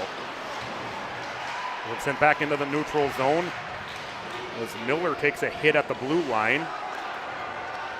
Doctor with it. He's opposed by Rue. Back to Miller on the near side. That one cross ice in front of the bench area where it's sent back into the Minnetonka defensive zone. Miller behind his own net. About to go under 2 minutes to play here in the period, but it feels like we played about 40 here away. This period is gone. Here's Molinar is going to catch up to it in the offensive zone. Molinar, they score! It's Brink for the second time. Well, as Molinar won the battle of that puck and put it to Brink, he knew Brink was out in front. Just a nice redirect pass. The goaltender, Limestone, to give Minnetonka the advantage in the waning moments of the second period. That's just a good play. Spearheaded by Molinar out to Brink. Nice redirect. And for Brink, I believe that's going to be his second goal of the game in his 9th of the year. Very impressive, very efficient by Minnetonka. Still a minute 55 though, on the way this game has gone. Plenty of time. Time for a couple more. Oh, if Minnetonka able to survive this last minute 55, get to that second intermission, that might be a pretty big momentum swing. Absolutely. The Red Knights though win the face-off. As that one goes off the back of Hain, I don't think he was quite sure where the puck was as it sort of hit him in the back. It's low height into the offensive zone. He gets tied up by Schweitzer. Newhouse trying to send it back the other way, but he gets tied up as well. Lowhite comes out with it. Lowhite has a shot blocked. Lowhite fighting his way down there. Well, didn't play in the first period, but he's come out and put on some pretty big effort here in the second period. Yeah, it didn't take him long to break a sweat. This one poked away from Dylan Hain down in the corner from the Red Knights. And poked back to neutral ice. Cody will send it to Molinar. He'll be sent down into the Minnetonka offensive zone. Molinar will come away with it. Molinar scores! Joe Molinar makes it 5-3 in favor of Minnetonka. Well, and for Molinar, that's a plateau. That's his 20th tally of the season, second of the game tonight. But that's that quick strike Minnetonka offense. Just kind of a bit of a breakdown in the zone, as you can see. Just a kind of a trying moment. Didn't get enough wood on that one, but it was Molinar who picked that corner glove side. But that's what goal scorers do. That's why he's got 20 on the season. But really nice play by the Minnetonka forward to snipe that one. Now it's 5-3, 107. Not really the finish that Coach Ken Pauley wanted, but they've responded pretty well so far to goals being scored on. It'll be interesting to see how they finish this last minute and 7 seconds for the Red Knights. Had plenty of time for one or two more, but fortunately that also goes for the Skippers. Yeah, and absolutely. They're the ones who have put another tally up on the board. But plenty of time for the Red Knights to answer as they go down into the offensive zone. But the Skippers back the other way. Brink through center ice. Bayless will send it back up top to Doctor. Doctor working his way in, trying to get it down low, but it scoots all the way onto the near side, but held in by Doctor. Doctor reversing direction. Doctor with a shot that deflects up into the... That's a big save. Great save by Limesand. Skipper is just relentless here in the last 2 minutes. Of this one able to be sent out by the Red Knights. Crawl back to get it deep in his own zone. We're under 25 seconds to play. Bayless, he'll push it ahead to Brink. Bayless, or rather Elder with a shot that's saved by Limesand. Red Knights back up the near side as we go under 10 seconds, but they come in offside. Oh, really great challenge by Doctor at the blue line. It was Newhouse that was coming up with speed. He had some determination on his face as he went, but a nice stick by the Minnetonka defender. Just 6.5 left. Obviously, there's still time for something to happen. I don't think anything's going to happen, but you have to like the way that this Minnetonka team has responded. They're starting to win the battles in front of the Red Knights net that they weren't winning early in this period, but that's a good sign for Coach John Goldsworthy and the skipper squad. Looking good.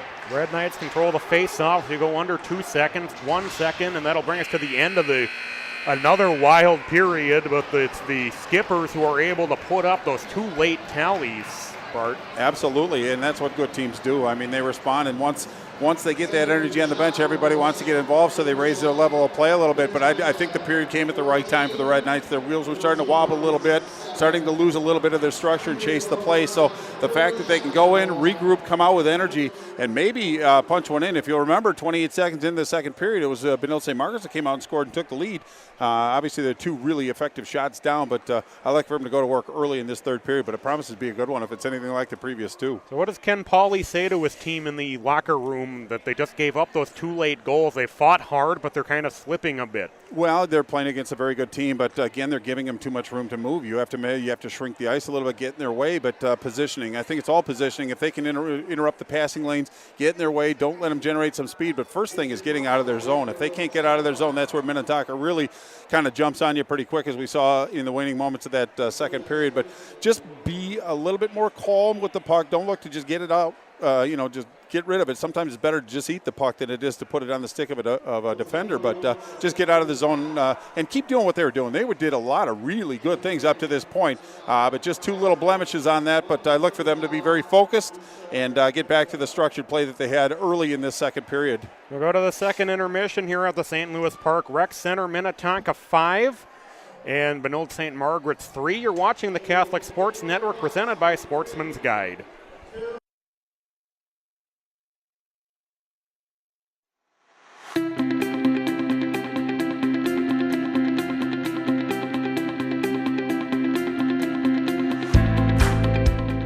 The energy here is unbelievable, and you can just feel it from the students. You can feel the students are excited. Everyone is a part of the team.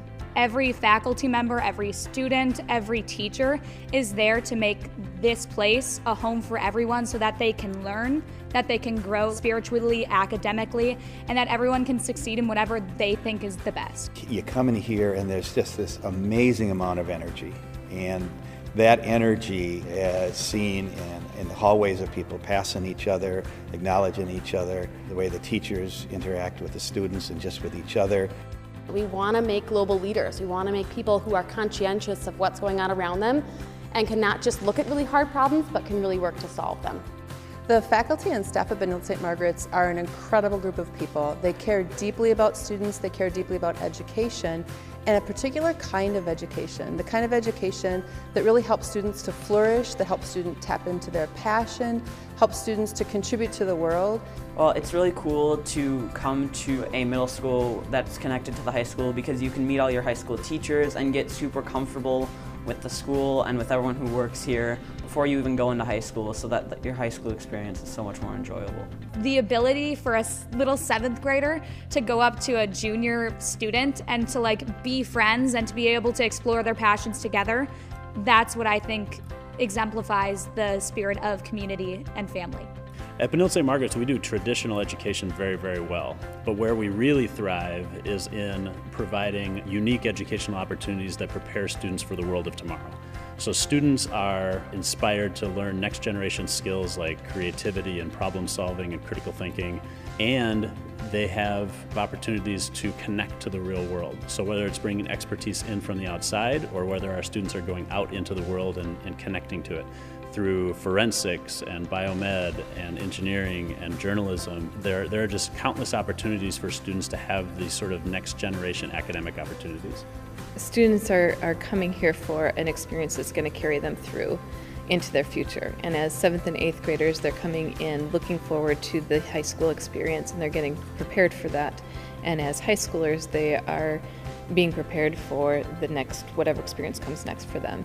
I have looked at plenty of research that says the students that we have here are going to be working in careers and in fields that are not invented yet. And the kids who graduate from BSM go out and do amazing things. I love the technology. It's something that I have found so incredibly helpful. The idea that I don't have to carry around textbooks for all of my classes, and the idea that I'm so connected using like Google Docs with friends that we can do projects together. It's something that I feel like really helps your education, and it's something that you'll use in college and after college, and I think this is a good place to start learning how to use it.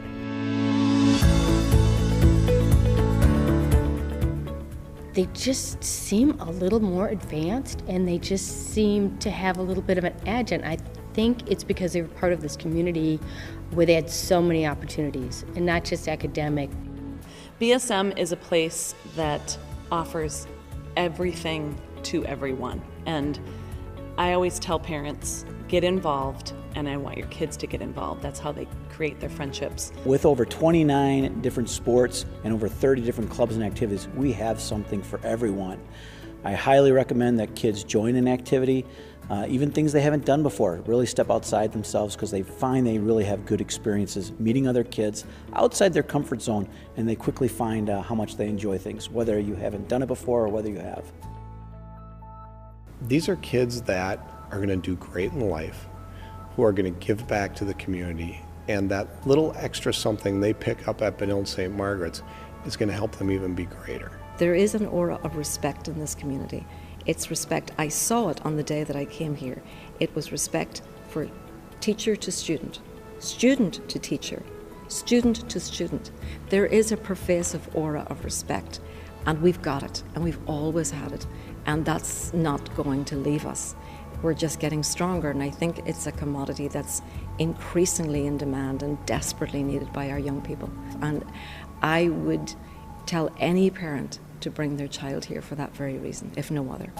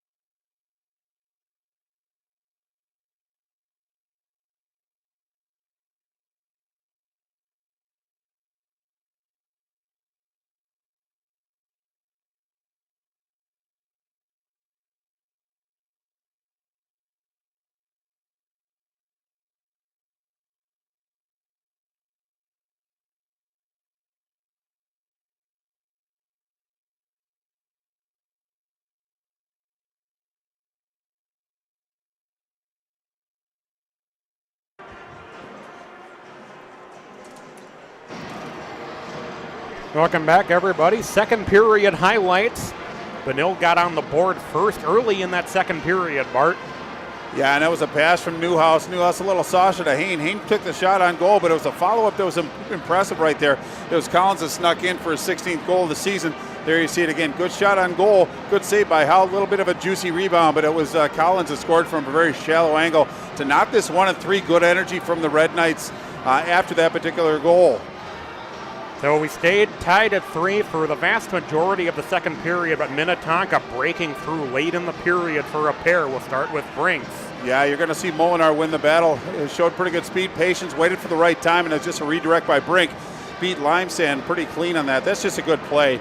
But I think it actually originated from the zone. You can see the Red Knights putting on the forecheck, and then the puck just hustling up, and it was Molinar that won that one-on-one battle. Waited till the proper time, drew the defender in, created some space for Brink on the redirect. That gave Minnetonka a 1-goal advantage to 4-3. And then it was just 48 seconds later, you're going to see this happen. And just a little bit of a miscue by the Benilde-St. Margaret's defenseman right there. Put the puck on Molinar's stick, and he makes no mistake about that. Just snipes one top shelf. Very impressive, but that's his 20th goal of the year. If you can get 20 in high school hockey, that's a nice milestone to reach. And we still have plenty of hockey to go. But boy, that's what Molinar's been known to do, is put that puck in the back of the net, and that's where we stand right now, 5-3. So the second period highlights, again, 3 more goals scored in the second period after that 5-goal outburst in the first. Yeah, things are slowing down a little bit, huh? I think Minnetonka would love to see things slow down a little bit more, unless it's them putting up a couple more, Bart. Yeah, I think Benilde's going to come out with some good energy this period and some good focus. But shots on goal that period, 13 for Minnetonka, 2-period total of 28. 10 shots on goal for Benilde, 2-period total of 16. But I think the tail of the tape is really at the face-off dot. Bobby Brink, I think 13-4 in the face-off circle. Minnetonka with a 26-13 advantage in the dots, and I think that's kind of the indicative part of this is this possession. I think they really kind of flexed their offensive muscles late in that period, obviously with 2 goals to show for it, but they had other pretty good opportunities. But it was Carson Limesand, the freshman goaltender for Benilde, that kept his team where it is right now, within 2 good shots of tying this one up. But should be a very fun, fast-paced third period. Absolutely. So as we get set for the teams to retake the ice, what do you want to see out of these 2 teams here in the third period, Mark? Well, I just think Minnetonka, their zone exits as far as out of their zone are as good as anybody I've seen so far this year in high school hockey. Very efficient, very purposeful, coming speed through the neutral zone. I want to see Benilde get back to winning those battles in front of their goal. Obviously, if they can possess the puck, that's going to take care of that in itself. But just a little bit more effective neutral zone play and a little bit more offensive zone time. But put pressure on Joe Howe, the junior goaltender for the Skippers, and make him make plays. If they can do that, they're going to have a great chance. But obviously the challenge in front of them is pretty great. But it's something that Benilde, if they were down 6-3 going against Chanhassen, obviously a little different flavor. Chanhassen to Minnetonka, no disrespect to anybody, but they can come back and score goals. They just need some early residual payback for a lot of their hard work. If they can punch one in early, it's going to change the complexion of this game. But if Minnetonka scores, obviously it's going to be a very difficult task for this Red Knights to answer. Minnetonka with 46 shots on goal thus far in the game. 46 attempts, only 28 shots. My apologies there. Must have misread that sheet. There's a lot of stuff on the sheet. They do a great job here at the rec center getting you stats and information. They've always been very accommodating here, and it's a wonderful crowd tonight, too. Minnetonka travels always quite well, and Benilde comes out and supports, but the band is here. It's hockey in early February. It's a great time of year. We have a great game tonight. It's hot enough in here I had to take my jackets off. So we'll get set to start the third period here.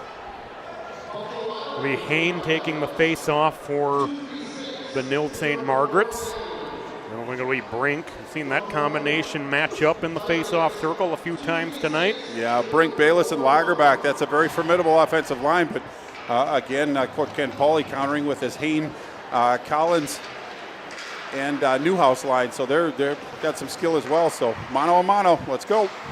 Third period underway as this pass out of the reach of Bayless. He was about to get tied up by Collins. Red Knights in their defensive zone now as Bayless almost able to force a turnover, and that's quickly sent all the way back in deep by Dylan Heim.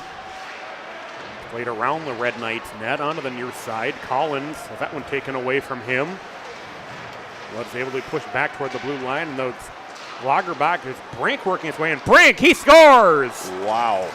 The hat trick complete for Bobby Brink, and it's 6-3. Well, and that was just an inefficient zone exit attempt by Benilde-St. Margaret's and the aggressive forecheck by this Minnetonka skipper squad. It was Brink that really made that play. Kind of gave a look that he's going to shoot, danced around the defender. You can see right here, danced around and just put it 5-hole. That was a good goal. And for Brink, I believe that's going to be the hat trick for him. His 10th of the year, 3rd of the night. Big goal it was. But you can see the emotion sag a little bit on the Benilde-St. Margaret squad. They're down sitting. They're focused. They're going to... Coach Pauly's drawing the attention of the referee. There might be a chunk out of the ice or something, or some bumps from the Zamboni. They do a really good job of putting a fresh sheet of ice on here, but a point of concern. I don't know if that had any effect on the last tally, but Minnetonka, once their forecheck gets forming, they're very difficult to exit your zone, and I think that was a prime example of how good Minnetonka can be on the power play or on the forecheck. They had 3 guys on the left side putting pressure on and really kind of handcuffed Benilde and really made it count. But it's up to Benilde to get on their horse and start getting back to work. Well, 6-3 was right where it was on Tuesday night. I mean, as you said, Bart, not quite the same situation with the opponent on the other side, but that was the score on Tuesday night when Benilde-St. Margaret trailed in that 3rd period. Oh, who knows? Maybe Lightning will strike twice. It was Lowhite in his off defensive zone, gets it up to Krull, pushed back out into the neutral zone. Lowhite chasing it into the offensive zone.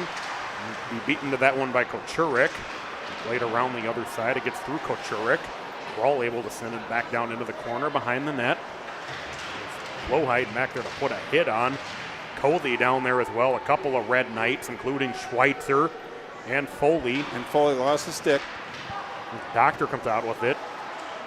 The centering feed was blocked. Krull able to hold it in. Doctor with it now. Doctor circling. Well, that one slipped off of his stick. Back the other direction. We'll get that one back up to Molinar. Molinar goes off the body of Jet Johnson. Boy, nice job by Krull to step up and intercept that pass. Otherwise, we would have had a Red Knight going in all alone. Well done by Krull, the defenseman. As this one sneaks through into the neutral zone, Heim with it. Heim will chip that one back into the defensive zone. About to go under 15 minutes to play here in the 3rd period. 6-3 Minnetonka. Now we're going to get a stoppage. No, we're going to see a slashing penalty, and I think that might be, well, I'm going to wait and see. I think it might be on Henry, Nick Henry for Minnetonka. He's going right to the box, so it's going to be a great opportunity for Benilde. They have plenty of time. There's 15 minutes left in this 3rd period. If they can punch one in here and get some momentum, they can turn the tides a little bit. They did score back-to-back goals in that 1st period. There's no reason why they can't, at least get the opportunities. I think right now they just need to put some pressure on John Howe, the goaltender for this skipper team. If they can do that, they can get some positive energy, something to build on from that. But they have a daunting task in front of them. But it starts here. Brink taking the face-off against Foley. Minnetonka will play it around. Here's Bayless. Sends that one all the way through the neutral zone.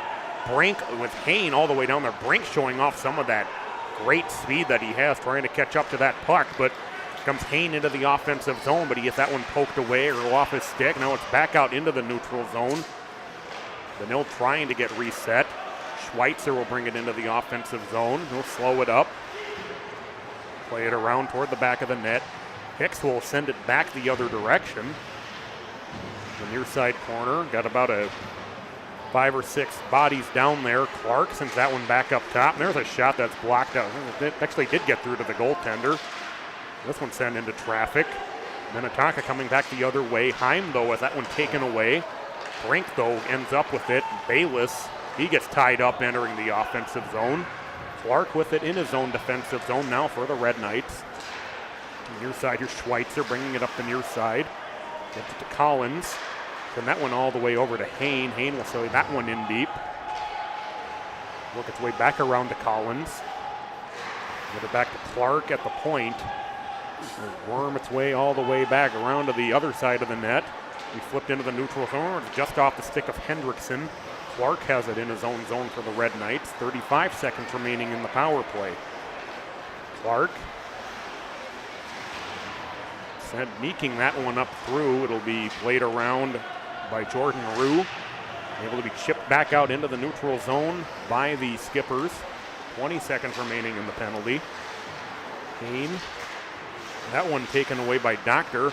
Hain comes through with it. Hain with a shot that goes high over the net. Oh, good opportunity. Got to get those on goal. Oh, my word. 3-car pile up along the far side boards. Well, I hope he's all right.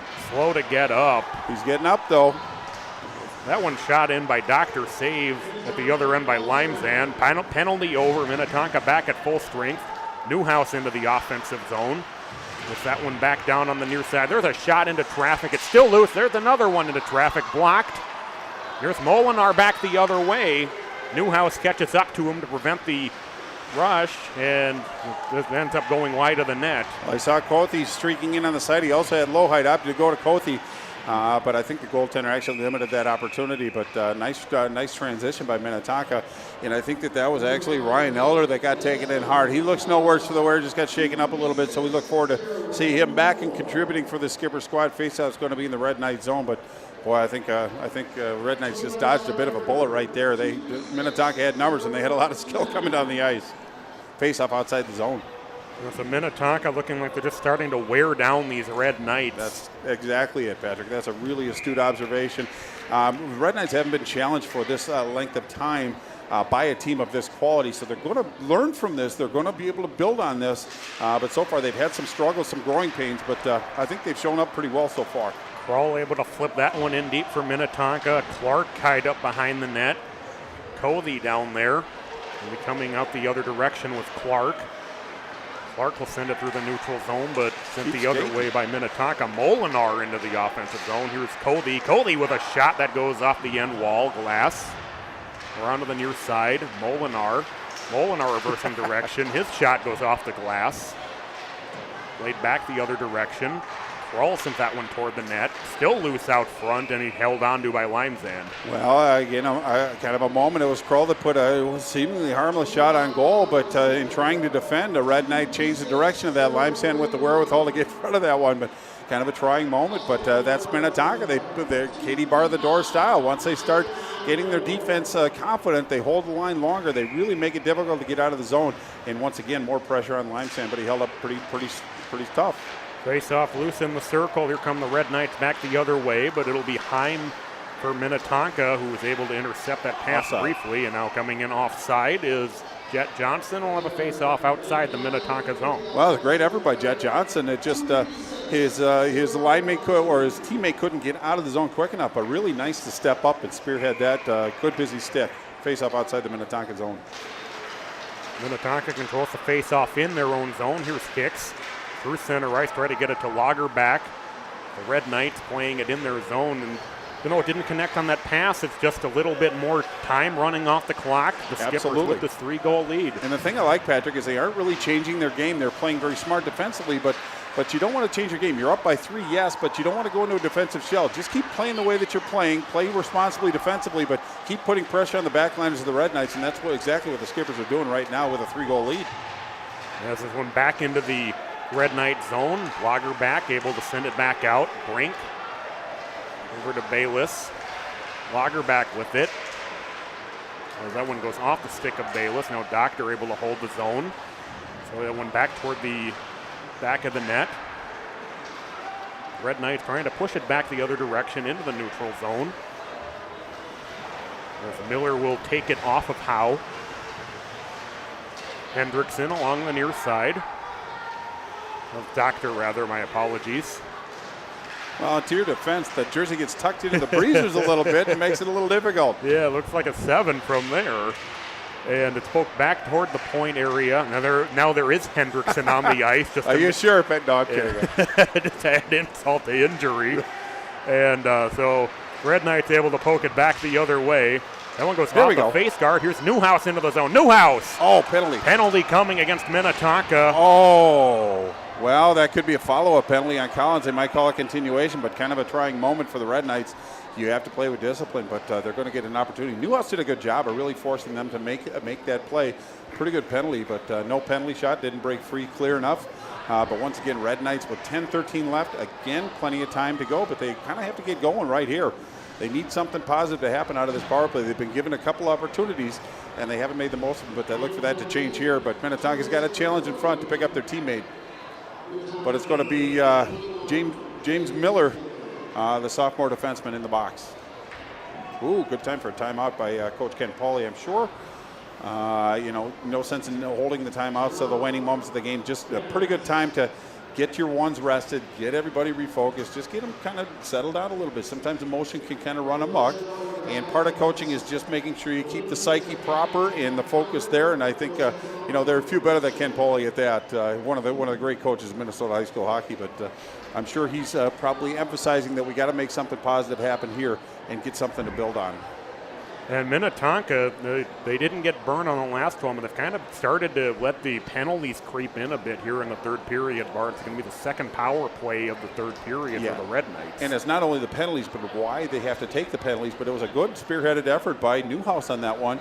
He had good speed, kept his feet moving, and it was a situation where he had to kind of make a decision. Either he's going to really kind of take that scoring play away and take the penalty, or let him go in and trust your goaltender. Well, nothing against John Howe, but you don't want to put him in that kind of position. So probably not a bad penalty to take, but what led up to that situation is something that Minnetonka is going to have to be at least aware of or cognizant of. It'll be Miller in the box coming out of the timeout. So Red Knights have used their timeout for the game. I think it was a very good use of timeout by Coach Pauly, but he's got his big hitters out there. He's got a lot of skill. But again, Minnetonka, they have some very talented players out there as well. So Benilde-St. Margaret's needs a goal, but they also have to be cognizant of the defensive side of it as well, because Minnetonka can scoot. Hayne at the point with it. Hayne with a shot into traffic, and that ends up dribbling up into the corner.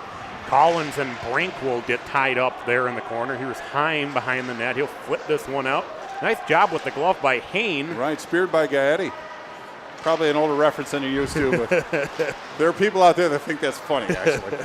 They're all my age, but go on, I'm sorry. Collins and Hicks get tied up behind the end wall. They come back the other way. Lowhite will just play that one all the way down in. Minute 27 remaining in the penalty. I am an old baseball guy, though. We could talk about that later, though, as the play moves around into the corner. Clark, that one up toward Collins. Collins working his way in as it might have caught a stick, and it dribbled in past everybody. Fighting his way toward the net was Foley. He got tied up by Krull. And Foley's a defenseman. Ken Foley puts him out there because he's a big body, hard to move. It's Hayne with a shot. Not quite sure if that caught the pad of Howe or not, as it's able to be sent back, but held in by Hayne. Doctor will take his whack at it. It'll be held in again by Hayne. He'll throw that one toward the net. That goes off the skate of Doctor. Hayne has that one go off the body of Doctor. So Doctor taking a couple of pucks here in the last half of this power play. Hayne with a shot that's deflected wide. I don't think Howe saw that one. So good defense, good block by the defender for Minnetonka as they ice the puck down. But there are three defensemen on the ice for Benilde on the power play. Two of them play forward. They bring Hayne back on defense to get a little bit more offensive flavor back there. But very interesting how Ken Pauly went about that power play. I kind of liked it. Clark coming the other direction. I think he kind of whiffed on that one as it comes down to the near side boards. A foul tip. Back to the netting. And we're coming back the other way. Here's Heim. That one gets through Bayless. Now to neutral ice. This one's deflected up as Elder got in there to cause some havoc in the neutral zone. Exactly 8 minutes to play here at the St. Louis Park Rec Center. 6-3 Minnetonka with the lead on the Catholic Sports Network. It's Wash Out for Cancer Night, benefiting the Randy Shaver Cancer Research and Community Fund. Excited to be here on the special night for the Catholic Sports Network as Brawl dumps that one in, knocked down with the glove by Schweitzer. Red Knights back the other way through the neutral zone. Here's Rue. Rue with a shot that's saved by Howe. Miller sweeps it out of there. Well, defense are starting to pinch for Benilde-St. Margaret. The wraparound attempt there by Couture. Oh, it's all good. Sometimes stuff happens in hockey that you just don't expect. Right, and I just can't shut up and get out of my own way, but it was a good opportunity. Trying to wrap it in short side on that one.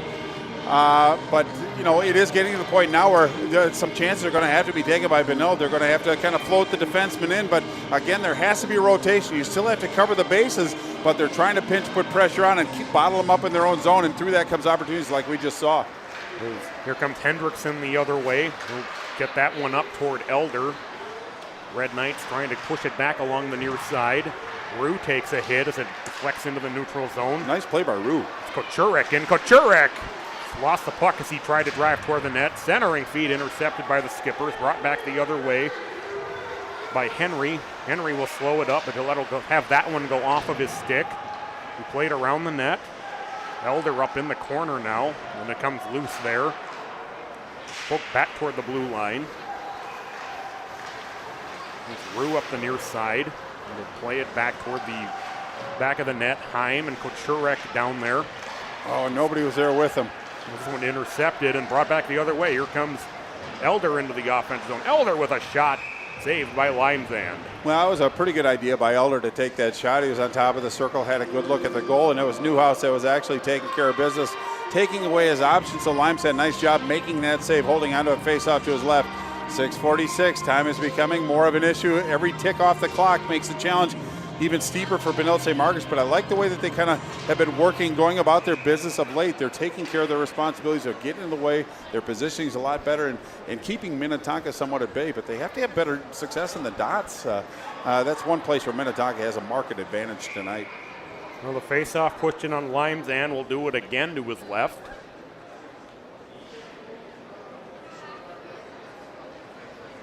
Now the referee spacing him out a little bit. Face-off driven toward the net. The Red Knights will push it back behind their net. Skipper's trying to center it. Molinar knocks it down. Molinar with a shot on goal saved by Limesand. Well, that was a pretty athletic play. It's just try to get a little bit of a lofty zone exit, but Molinar went up and grabbed that one, put it down, put a nice backhand on Limesand. Backhands sometimes are hard for goaltenders to gauge, but he made his body look big.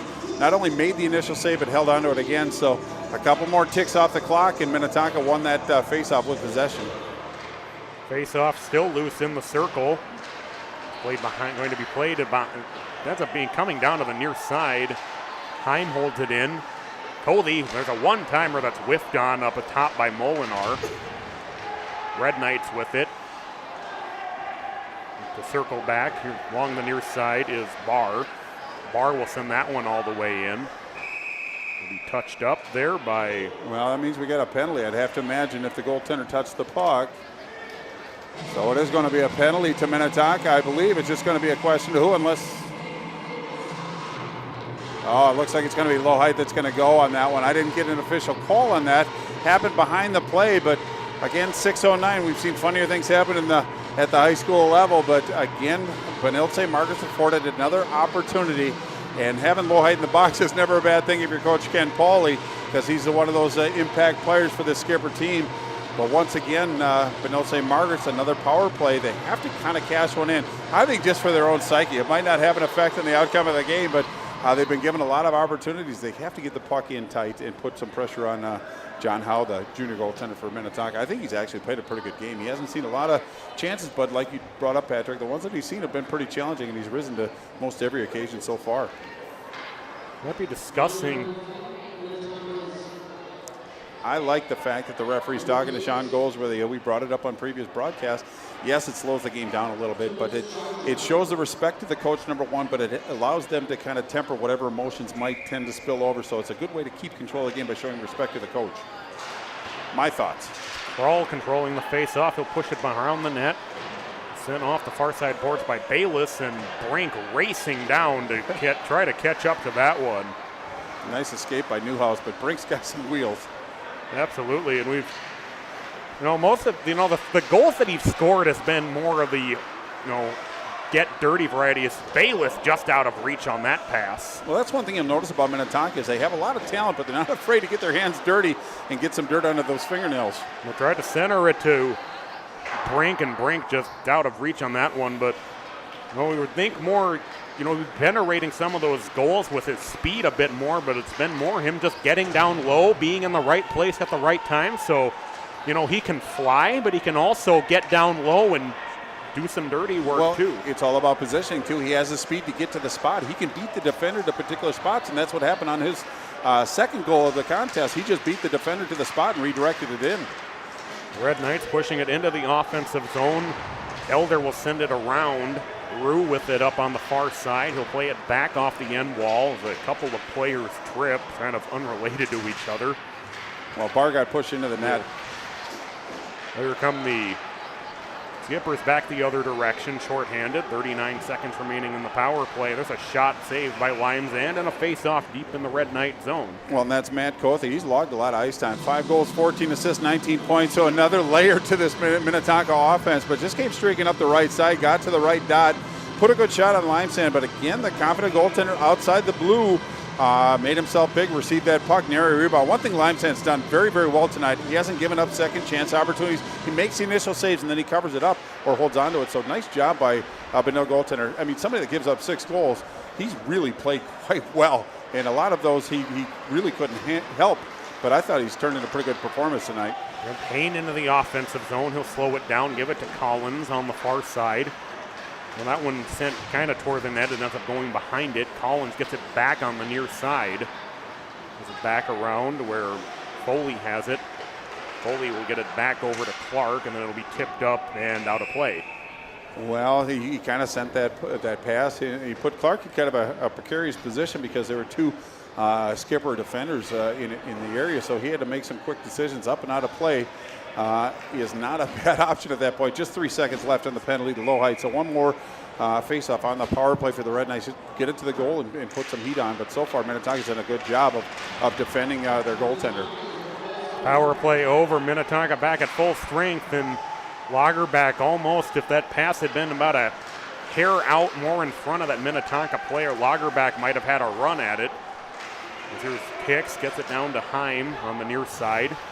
Heim will circle back into his zone. At this point, a little bit more, just run that clock. You don't really care a whole lot about adding to your goal total unless it's a great opportunity to do so with the 3:40 remaining, Bart. Yeah, it's kind of hard to uncoach them, but you just want to play sound defensively, be responsible with the puck, make the right decisions.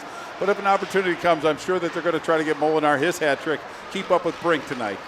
Brink speeding into the offensive zone. He'll thought about winding up, but pulled up and ends up in the far side corner where he gets tied up by a pair of red jerseys. Still loose in they come out with it. Bayless loose out front. Oh, great stick by Doctor. Wow.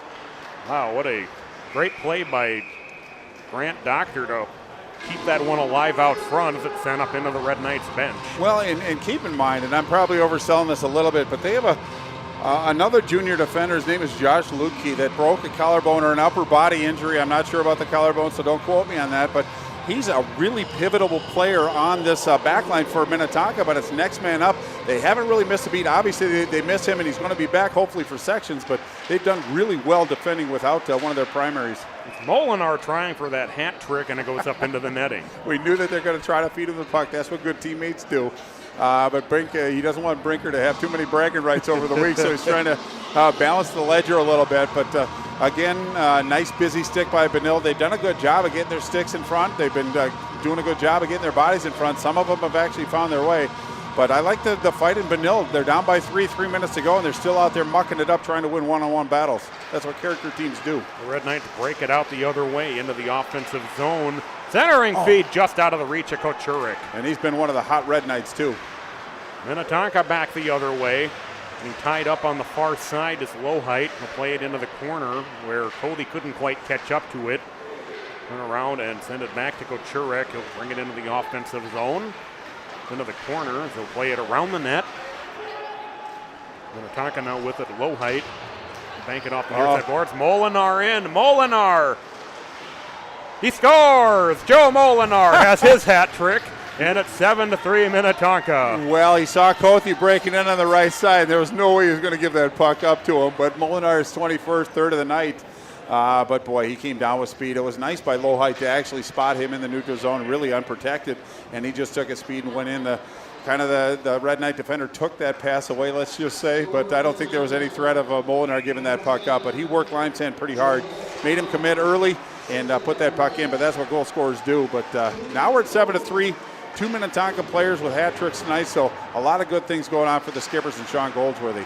As you said a lot, the Red Knights are going to end up losing by probably, 3 or 4, depending on how this game ends. But there's a lot of positive that they can take away from this game. They played very well through the first 2 periods of this one before the Skippers, with their depth and their superior talent, just kind of wore them down and eventually broke through to make this a lot more lopsided than it was. And I'm going to say this with respect to the teams, but when you play teams like Hopkins, Jefferson, Kennedy, Chanhassen, these are very good teams, very good programs, very proud. But the pace that Minnetonka plays at is something that Benilde hasn't really wrangled with for quite a while. But I think you're right. They just kind of ran out of gas. But to keep this level play up for the 51 minutes is not an easy thing to do. But it's going to be easier next time they're faced with this challenge because they've already been through it once. And I think they've weathered the storm pretty well. But as you said, there's a lot of positives that are coming out of this Red Knight squad. 6 games in a row and losing to the number 2, 3, or 4 Minnetonka Skippers, depending upon what poll. I mean, that's there is some solace in knowing that you put in a good effort tonight. And perhaps that's a saving grace is that the Red Knights, they're right back at it tomorrow, so they can wash this taste out of their mouths. They can come right back here to the rec center. The Chaska comes in. Another tough opponent coming in tomorrow. Chaska's a fun one, too. They got a defenseman that can scoot. They got a lot of skill on the team. That should be a really good game. Well, that one sent in on goal. Rebound. Big Great save by Limesand. Absolutely. Confidence builder right there. And that was a second chance follow-up. He hasn't seen too many of those, but he rose to the occasion on that one. So for Minnetonka, they'll win tonight. They'll improve to 16-2-2 overall. Next matchup, they'll take place on Saturday night at Eden Prairie. That will not be an easy game, even though Lee Smith's squad may be a little bit not where they really want to be this season. Certainly not a game that the Skippers can look past. Well, the way that I look at it is if Eden Prairie can beat Duluth East, they can really beat anybody in the state. They just have to play a very solid game, probably one of their better games. But Minnetonka's beatable. It takes a Herculean effort, and you got to play almost a perfect game. But Sean Goldsworthy has to feel good about coming into the rec center and putting up a 7th spot against a Benilde team that's been playing pretty good defense of late. But Benilde, again, on the other side of the coin, there's a lot of positives that they can draw out of this. They showed a lot of character, but that's what Ken Pauley teams do, is they show character. But, they get right back after it tomorrow, and Minnetonka's job doesn't get any easier either. So Minnetonka, they come into the St. Louis Park Rec Center. They pulled off a spirited challenge from the Red Knights, and they break it open late in the second and into the third period, and they end up with a 7-3 win this evening from the St. Louis Park Rec Center.